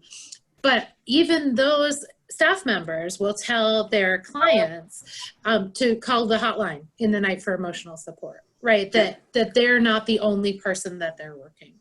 Yeah. And often when I have a client who says, if I call, can I ask for you? I tell them they can ask for me because that is okay. But I do also tell them if I'm not available, that anybody they talk to is someone that can help them. So yes. I think that's a really good answer to give someone. Not to say, oh, I'm on again, blah, blah, blah. But to say, I'm not on again tomorrow, but if you call tomorrow, there will be plenty of people who can also work with you. So I love that, Kyla. Yeah, I did that earlier today. I was helping a client with a court process, and before I ended the call, I told her, like, just so you know, my day is ending really soon, but if you are having any big feelings later, if you're having a hard time sleeping, if you find yourself getting really worked up and you just want somebody to hear your feelings, you call the same number right back. Anybody who picks it up is going to sit with you through those feelings. And that made her feel a lot better. So that line is for free and you may use it. We also, so we provide general information about civil and criminal process, certain civil and criminal processes, but we are not lawyers. I definitely sound like a broken record on the hotline every time I'm talking to somebody about their divorce, their restraining order, their custody hearing. Every time I preface every sentence with, I'm not a legal professional. I can't tell you what the judge is going to decide. This is ultimately up to the judge. I can't tell you how this is going to go. I can tell you if your order's granted, it's going to look like this. If your order's not granted, it's going to look like this. But I can't tell you, I can't say, yes, the judge will definitely give you a restraining order. You definitely qualify. We never want to say stuff like that. We can't make promises on behalf of other people. And no matter how well we kind of understand the statute, we understand the wording, we understand the process, we are not that judge in that chamber. We don't get to make the decision. And we never ever want to set somebody up for disappointment. And we never want to set somebody up to be able to say, you told me that this was going to go my way and it didn't, because we want to build trust. We want to build rapport. We want them to feel safe with us. And one way that we could really kind of quickly destroy that trust and that rapport is by promising something that didn't pan out. Does that make sense to everybody? Kyla and Sarah, do you have anything you want to add about that? I would say about that, it is one of the most commonly asked questions, like, will this restraining order get granted? Absolutely. And my pat answer is, I don't know, and I can't promise that it will, but I can't say that it won't. But no matter what the outcome is, that we will be with you through that process, no matter what the outcome of like whatever the judge goes with. So that they're not ever feeling alone, even though we can't promise them anything. If that makes sense. No, that makes perfect sense. I love that. Yeah. I definitely also get that question a lot. Like, is this going to get granted? And I always say, I don't know. I'm not the judge. I can't make that decision. But what I do know is that if it gets granted, we'll talk about what happens next. And if it doesn't get granted, we'll talk about making a safety plan, or we'll talk about kind of more creative advocacy. We'll talk about whatever we need to talk about to make you feel safe, given that that order didn't get granted. That's not always the answer that people want to hear, but it's the answer that we need to give. It's really important. I want to say, does anybody have any questions? And if you do, you need to just start talking, because I can't, like, if you're raising a hand or something. I'm sorry, I forgot to tell you, if they have questions, they can put them in the chat. Oh, and then we'll go back to them. That's so neat. Or we Okay. can visit them as they come up. That's amazing. So, Okay, if keep anybody has going. any There we questions, go. These clients, we validate their feelings, we give them the education they need to make their choices, we empower them, we put them back in that driver's seat, and we support them in their experience and their needs. Those are our roles: validate, educate, empower, support. So we're going to talk about real quick some common boundary issues for advocates, or some like common situations you might bump up against where you would need to set a boundary. I know, depending on your background and your own experience, some people feel really comfortable setting boundaries, some people don't. And this is an arena where you will get practice. So one thing that we kind of hit a wall with sometimes is time limits. Like I said earlier, we're not therapists. We're not doing 1 hour weekly sessions with people. That's not the goal. We are a short-term crisis intervention. If a call becomes unproductive, we have to make ourselves available for other clients. And I don't just mean like literally on the phone, like, oh, if I'm on the phone with you and the hotline calls again, I can't take that call. Obviously that's the case, but it also means our emotional resources.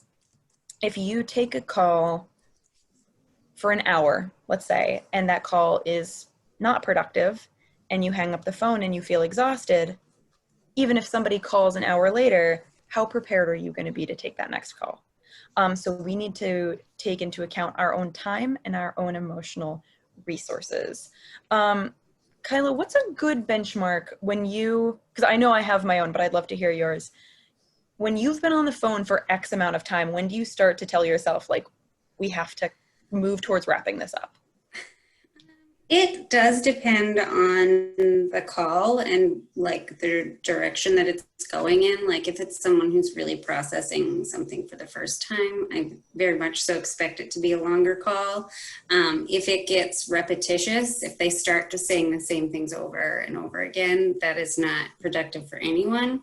And so at that point, and usually you know fairly quickly if it's going to be like that. So at the like 20-minute mark, I will start saying like, well, is there anything I can really do for you tonight or today, depending on when I'm talking to them? And then, and kind of ask them a more direct question, like what can I do for you right now? And then if they don't really respond to that and they keep kind of being repetitious, then I will kind of pull out that old, I'm still on hotline tonight and there are other calls that could come in. We could wrap this up. Is there any other things you need to tell me about or want to talk about really briefly? And usually most people catch those cues, but occasionally you will have people who don't catch social cues and those can be really difficult. But just saying like, I need to be conscious of other calls coming in and that kind of thing. And usually people are like, oh, yeah. And then you remind them, call back anytime. Like, yes. if you need to talk more, please call back anytime. And usually people respond fairly well to that. Yes, I love that thing that you said at the end too, because if I have a call that I feel like is going on for quite a while and it's not necessarily still productive, one thing that I always say before I sign off any call is like, if you have a big feeling later, if you're having a hard time processing something, if you need somebody to breathe with you, this number is 24/7, just call it right back, somebody will pick up. Yeah. And that usually works pretty well.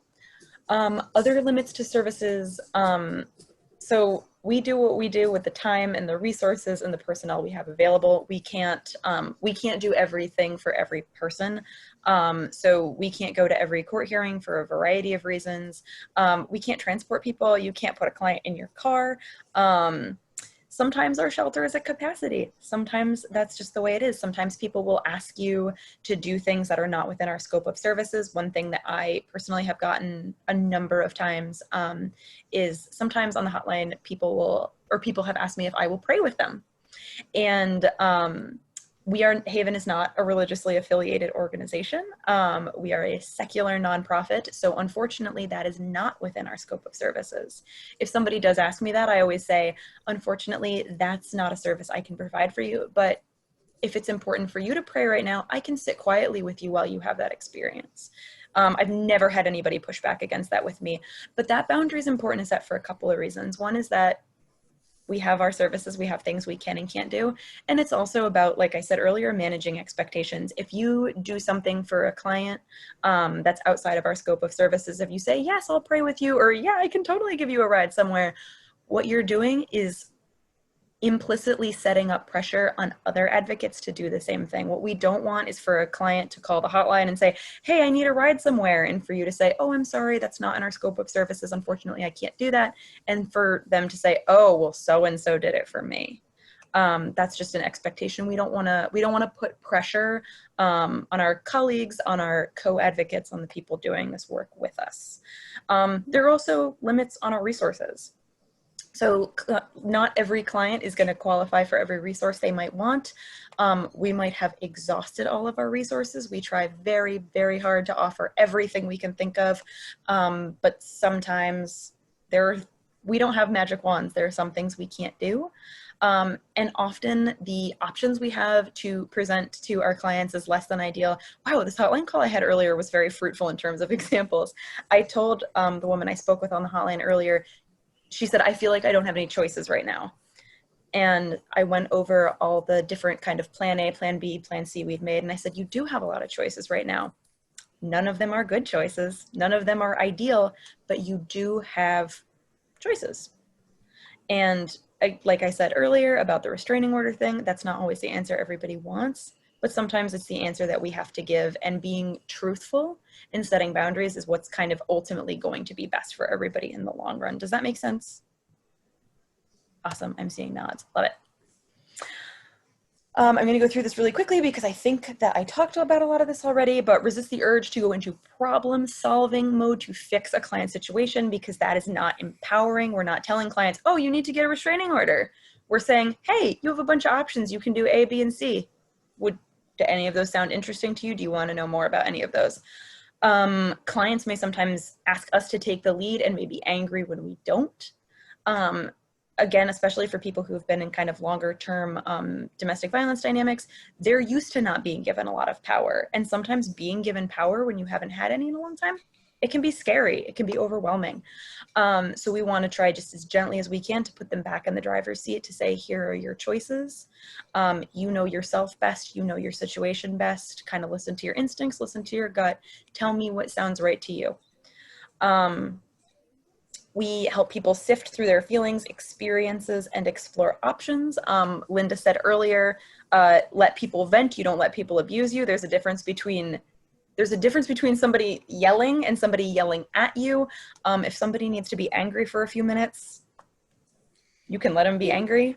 I actually just talked with a volunteer the other day who took a hotline call over the weekend, and that's exactly what she said to me. She said, she was angry and she had every right to be angry, so I just let her be angry. And she was like, she wasn't angry at me. She was just angry about her situation, and she had a right to feel those feelings, so I let her feel them. So, yeah. Yeah, I love that. And so all of these things are to avoid the rescuer role. We don't want to set up a power dynamic between us and the client. We're not saying, oh, I'm the well-adjusted person with no problems, and you're the person that needs healing. Let me help you. That's not the dynamic we want to set up. We're people with resources who have good information and have colleagues and have experience. They're a person in a situation. We're giving them options. We're giving them a space to feel their feelings. We're giving resources.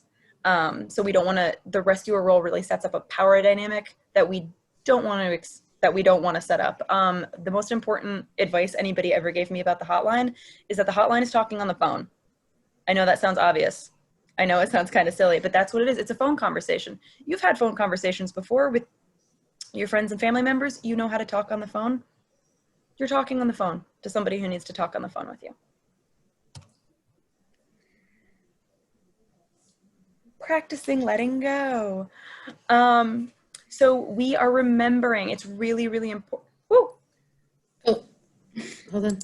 I was like, I can see my hands. I know I didn't do that. Sarah's like, finish up. I was moving your video face so it wasn't blocking the text on my screen, and then it just... Sarah's moving my face. Sorry. I understand. I need to move my face sometimes too. So common boundary issues for advocates. The heart of this little web is practicing letting go. Are you going to be able to let go perfectly all the time? Absolutely not. Are you going to try your best to give yourself permission to let go? I hope you are. So we're going to keep in mind and always keep in your brain and in your heart the strength and resiliency of survivors. The people who call us and the people who come to our offices and come to our shelters or did those things before coronavirus and still do those things. They have survived up till this point. They are resourceful. They listen to their instincts. They know themselves and they know their situations. So we're really trying to keep in mind that they are strong and they are resilient. And if we cannot wave our magic wands and fix their problems in that moment, that is okay. My supervisor told me, I go to her a lot and I'm like, I feel like I didn't do enough. And she always tells me, like, the person who you spoke to on the phone, she's lived this long without you. And she's gonna keep, like, she might need your help. She might call back. She might need more things than us. But the fact that you didn't have a magic wand is okay. It is expected. We also trust that clients will find what they need and they will reach out. That's why I always remind people when I kind of end a call, you know, this number is 24/7. You can always call us back. We have to trust that people know what's best for themselves and will reach out for help and for resources and support when they need it. We're not going to them, they're coming to us. We also remember we are not the only helpers. I mentioned before, there is a big network of nonprofits and social services in Rockingham and Stratford counties. If people aren't getting help from us, there are lots and lots of other places. And some of those places will be in your resource guides, right? Yes. Absolutely. And they have them. They can whip those out and look through them anytime. So you can, you know, like maybe we can help somebody get into a support group, but we can't help them with their food insecurity. Guess who can? Community action, gather, lots of places.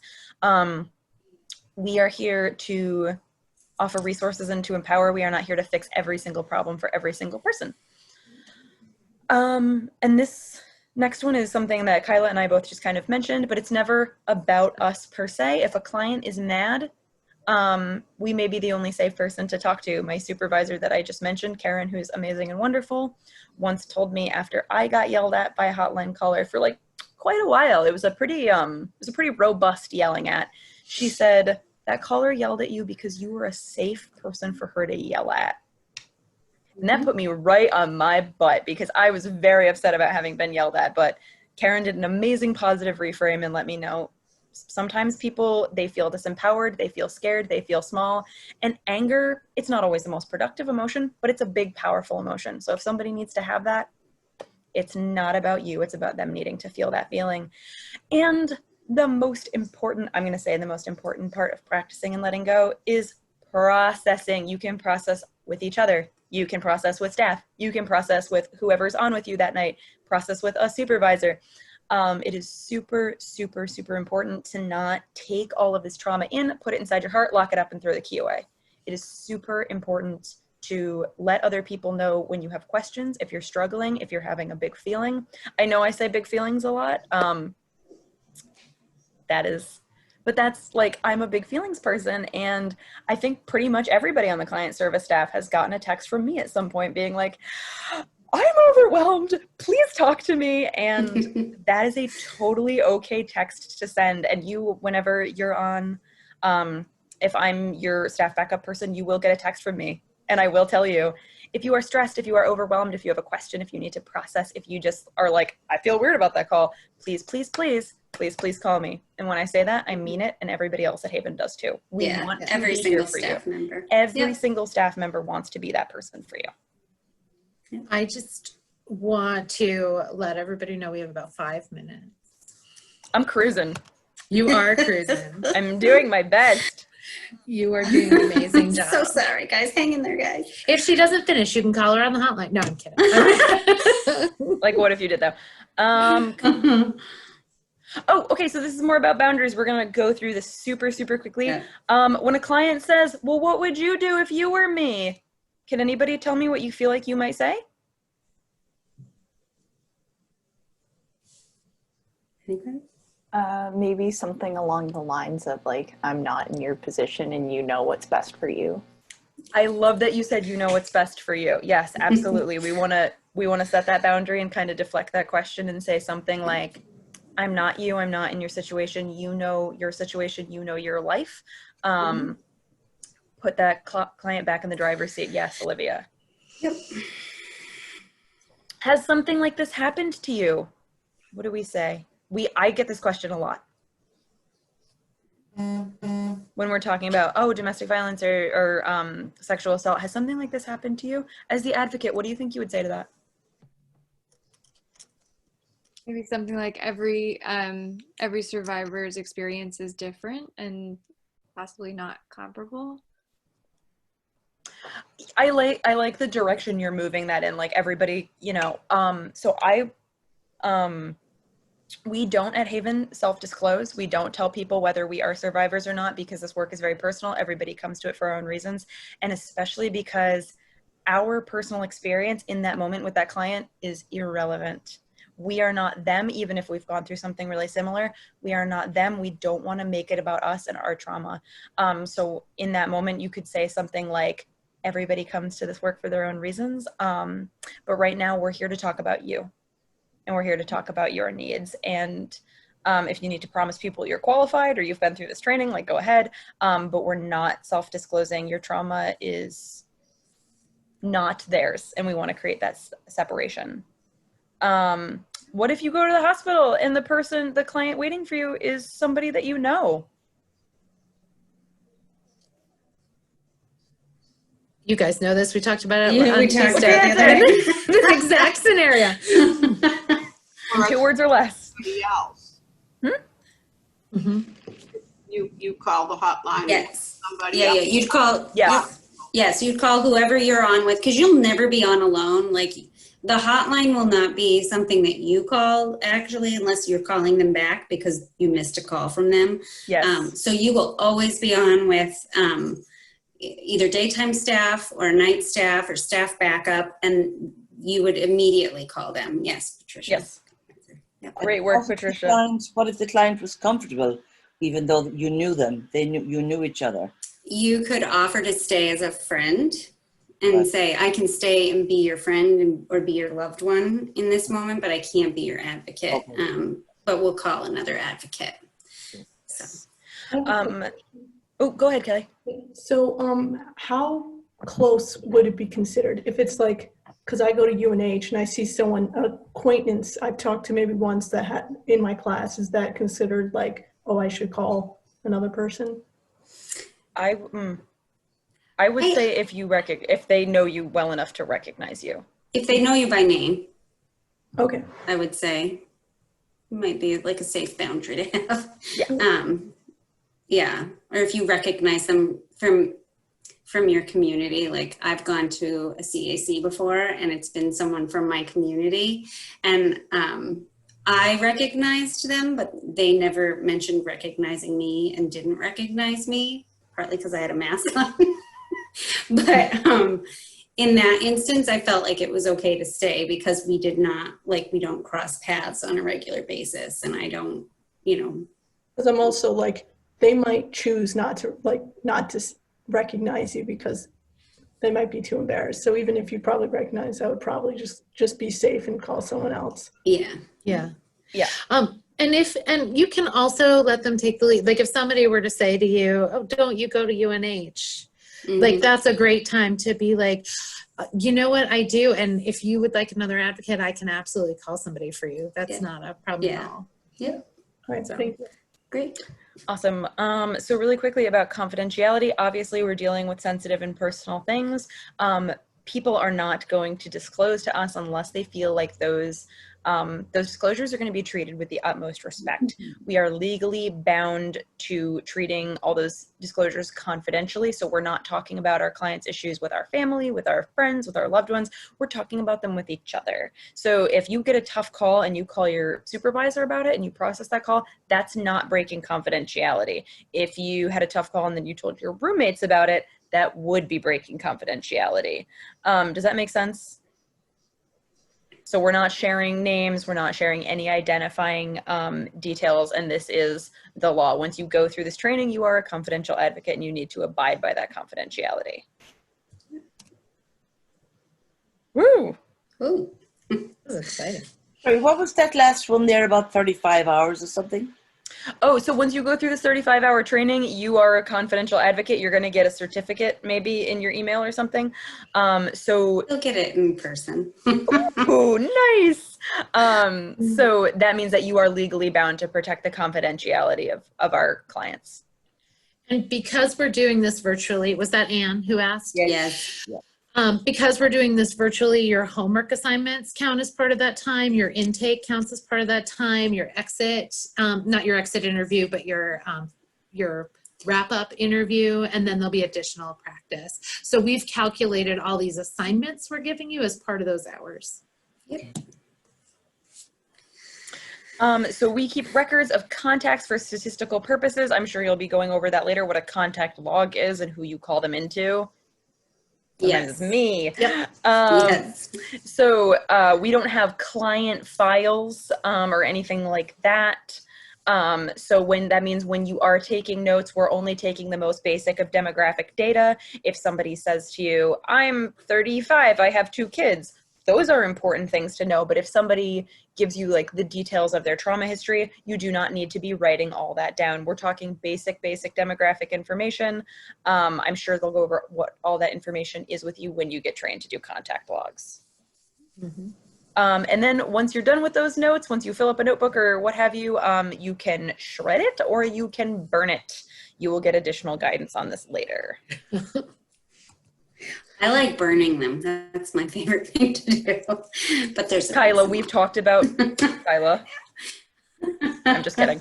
So the limits to confidentiality, if any of you have been in a helping profession, teaching or nursing or anything like that, you'll probably be familiar with limits to confidentiality. So if somebody discloses to us that they are that they're worried that a child is being abused, that is something that you would need to report. Child abuse and neglect, or the abuse or neglect of an elderly person or a disabled adult. And where those reports go to, are you doing a mandated reporter training that's outside of this? Okay, great. So we can zoom through this. Yes, so abusive child, elder, disabled adult, or if somebody is imminently in danger of committing suicide, that is something else that you could act on, but I'm sure you will talk about that elsewhere. I'm really sorry, friends. I'm trying to go through this as fast as I can. It's okay, Kelsey. So people get involved in this field for tons and tons and tons of different reasons, different personal and professional reasons. Many people in this field either are survivors or have survivors close to us. And many people do this work to kind of help others through similar situations. Here's a quote from a shelter advocate.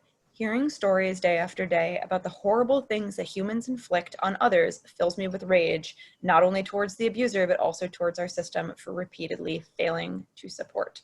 So that anger is real, and that grief that people feel is real. This work can be emotionally exhausting, and it will impact us. The expectation that we can be immersed in suffering and loss daily and not be touched by it is unrealistic as expecting to be able to walk through water without getting wet. So we know that we're going to get wet. We know that we're going to be impacted by this work, but how do we not get saturated or drown? Vicarious trauma is as simple as repeated exposure to other people's trauma, or it can be a single incident. So that which makes us good advocates also increases our vulnerability. I assume you're all really empathetic people because why would you be here if you weren't? So our empathy is a gift, but it also makes us vulnerable to the secondhand trauma. We're gonna scoot through that. Yep, that's fine. Scooting. So one of the most important things we need to do for ourselves to kind of deal with the impact of the work we're doing is self-care, self-awareness, self-assessment, self-care are critical to preventing a toxic, unhealthy buildup of negative effects. Nobody who does this work is immune from those effects, and those effects can look really, really different. It can be rage, like in that quote that I read. It can be grief, it can be irritability, it can be anxiety, it can be all kinds of things. We do not have time to do this activity. And go ahead. Go ahead, Kyla. The self-care wheel is in their resource guide. But we could do this really quick, Sarah. Yeah, no, is that what you were going to say? I was going to say that I believe that this is one of the things we're giving for homework. Oh, perfect. Yes, that's right. Yeah. Okay. So I will let them talk about that. So the goal of self-care is mindfulness, is awareness. It's not necessarily about the thing that you're doing. It's about what it's doing for you, and it's about being mindful of the effects of that thing. So I'm going to dunk on Kyla for 1 second here. When we talk about escapism versus what fills your cup, it might feel really good to sit on your couch for 2 hours and watch 5 episodes of Schitt's Creek. Because maybe some of us do that. Maybe it's me, maybe it's not. But is that necessarily really restorative? Is that the thing that's going to make us feel taken care of, is going to make us feel balanced, is going to make us feel mindful? Just because something feels easy or like it's an escape in the moment doesn't mean that it's actually filling our cup. Paying bills and cleaning and making appointments, those things they're not like super fun. They're not an escape, but they might make us feel like our life is more balanced and like we're taking care of ourselves. Getting outside, for some people it's exercise, for some people it's spending time with friends and family, for some people it's Pets, that's another service I offer as your staff backup. If you need a cute dog picture, just let me know. I got you. A very cute dog. Spending time by yourself, spending time with others. The goal is mindfulness. The goal is filling your own cup, making sure that you're feeling balanced, making sure you're feeling restored, and like your own emotional needs are getting met. You cannot meet the emotional needs of others if your needs are going unmet. I would say anything you consider self-care when you're done doing it should make you feel like you just took a huge breath of fresh air. I almost said that backwards, but like it should be like this feeling of like, okay, like you know that feeling, like, and you know when you have it. So like do those things consistently that make you feel like that.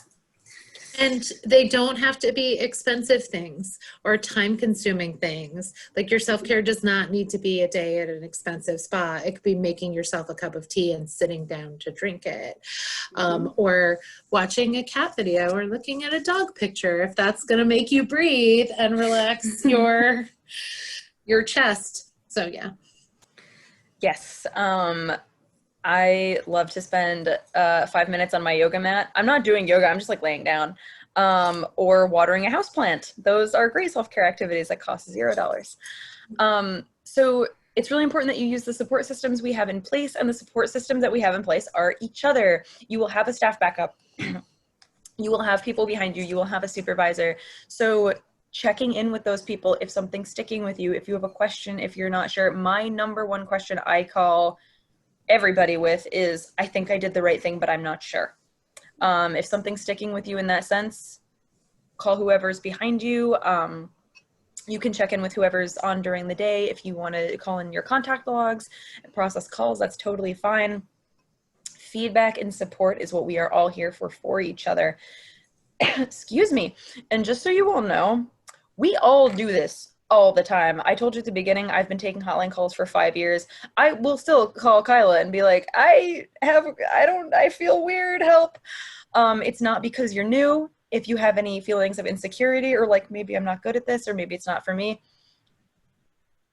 everybody needs to process together. We all do it all the time. It's the most important thing that we do for each other. Yep. Remember why you chose to do this work. If the best part of your job is when you don't have to do it, maybe something's wrong there. Maybe you want to reevaluate where you are at emotionally with that work. Whew. And we're at the end. Nice job. I know we are running late, and that was like a marathon, you guys. But you will get the PDF to go back through all of this. And as always, like, you can ask your supervisor a question, or if you're a volunteer, you can please feel free to call me or text me. I do want to share one quote with you, and it is my favorite quote. And actually, Kelsey and Sarah may have heard me use it before, and I wrote it down earlier. There it is. So I could read it to you. I follow this person on Instagram. Their name is Prentice Hempel. But the quote is, "Boundaries are the distance at which I can love you and me simultaneously." So that's one of my favorite quotes, and I often try to remind myself of it, because boundaries are hard to maintain sometimes, but they're also crucial in the work we do. If you guys would like, I know we're late, there is a 5-minute meditation that we have. If you would like to practice a little self-care tonight, you can feel free to join us. If not, you're welcome to go, and I can send it to you in an email. But if you feel like maybe after that whirlwind, if you want to kind of center and come into yourself, we can do this meditation together before we go. That is up to you. So awesome. So for those of you, are we seeing people? We see I thumbs see up, people. thumbs down. Okay. Adrian's up for it. Olivia, who else? Anybody? So if you need to go, you are welcome to go, and we will see you soon, and you'll get your email about homework. And if you can stay, we're going to be quiet and let you watch this, and then probably just let you leave without saying much so you can take it with you. Mm-hmm.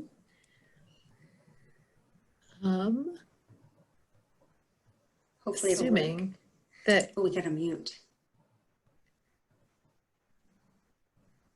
Yeah, I'm not getting, oh, there we go. Hold on. Just one more second.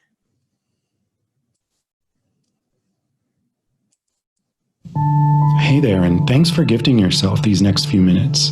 It's important to remember that you're a priority, and allowing yourself even just a few short minutes of intentional reflection can really have a positive impact on the rest of your day. So let's use these next few minutes to come back to center and set an intention for the rest of your day.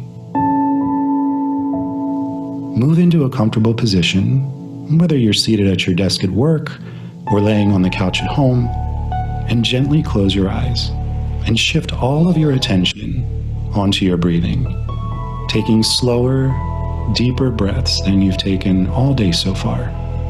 Taking a deep breath in through your nose and slowly letting it out through your mouth. And continuing to breathe that way, feeling your lungs expand out as you inhale and contract back in as you exhale. Tune into your body, noticing how it feels.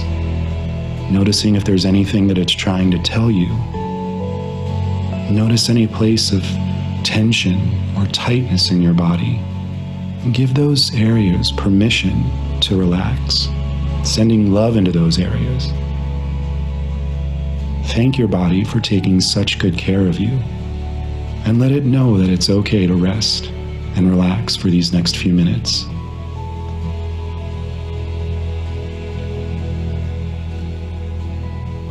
You may notice that your mind starts to wander off. That's okay. That's natural. Just notice it and bring your attention back to your body, using your breath as your anchor. Try to picture one thing that's happened today that's made you smile, or made you thankful or appreciative. And just let that feeling fill you up for a moment. Breathe that feeling in from the top of your head to the tips of your toes. And allow yourself to smile if that feels natural. Now focus on something that you can do today, whether it's for yourself or for someone else, that will allow you to continue feeling this way. It could be something as small as deciding to go to bed early tonight, so that you have time to finally read that book that's been on your bedside table. Or the joy of getting dinner with a close friend. What's one little thing you can plan for your day to bring that intentional joy to it? Now just focus on that for a few minutes. Sit in that feeling of joy and peace.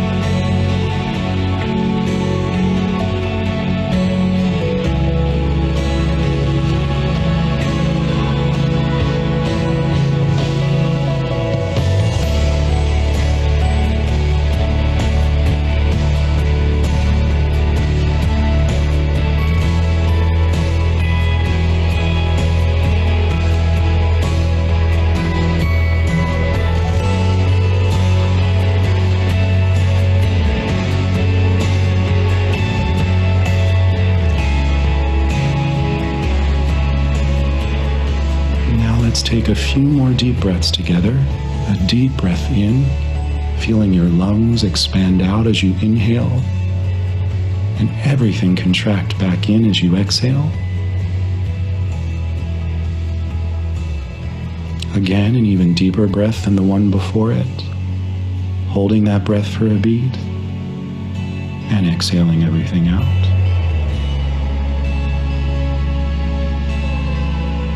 Last time, your deepest breath yet, sending that breath through your entire body.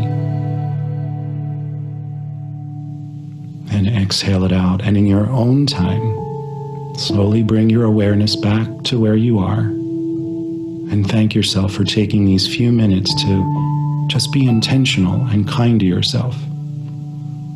And when you're ready, you can gently open your eyes and enjoy the rest of your day.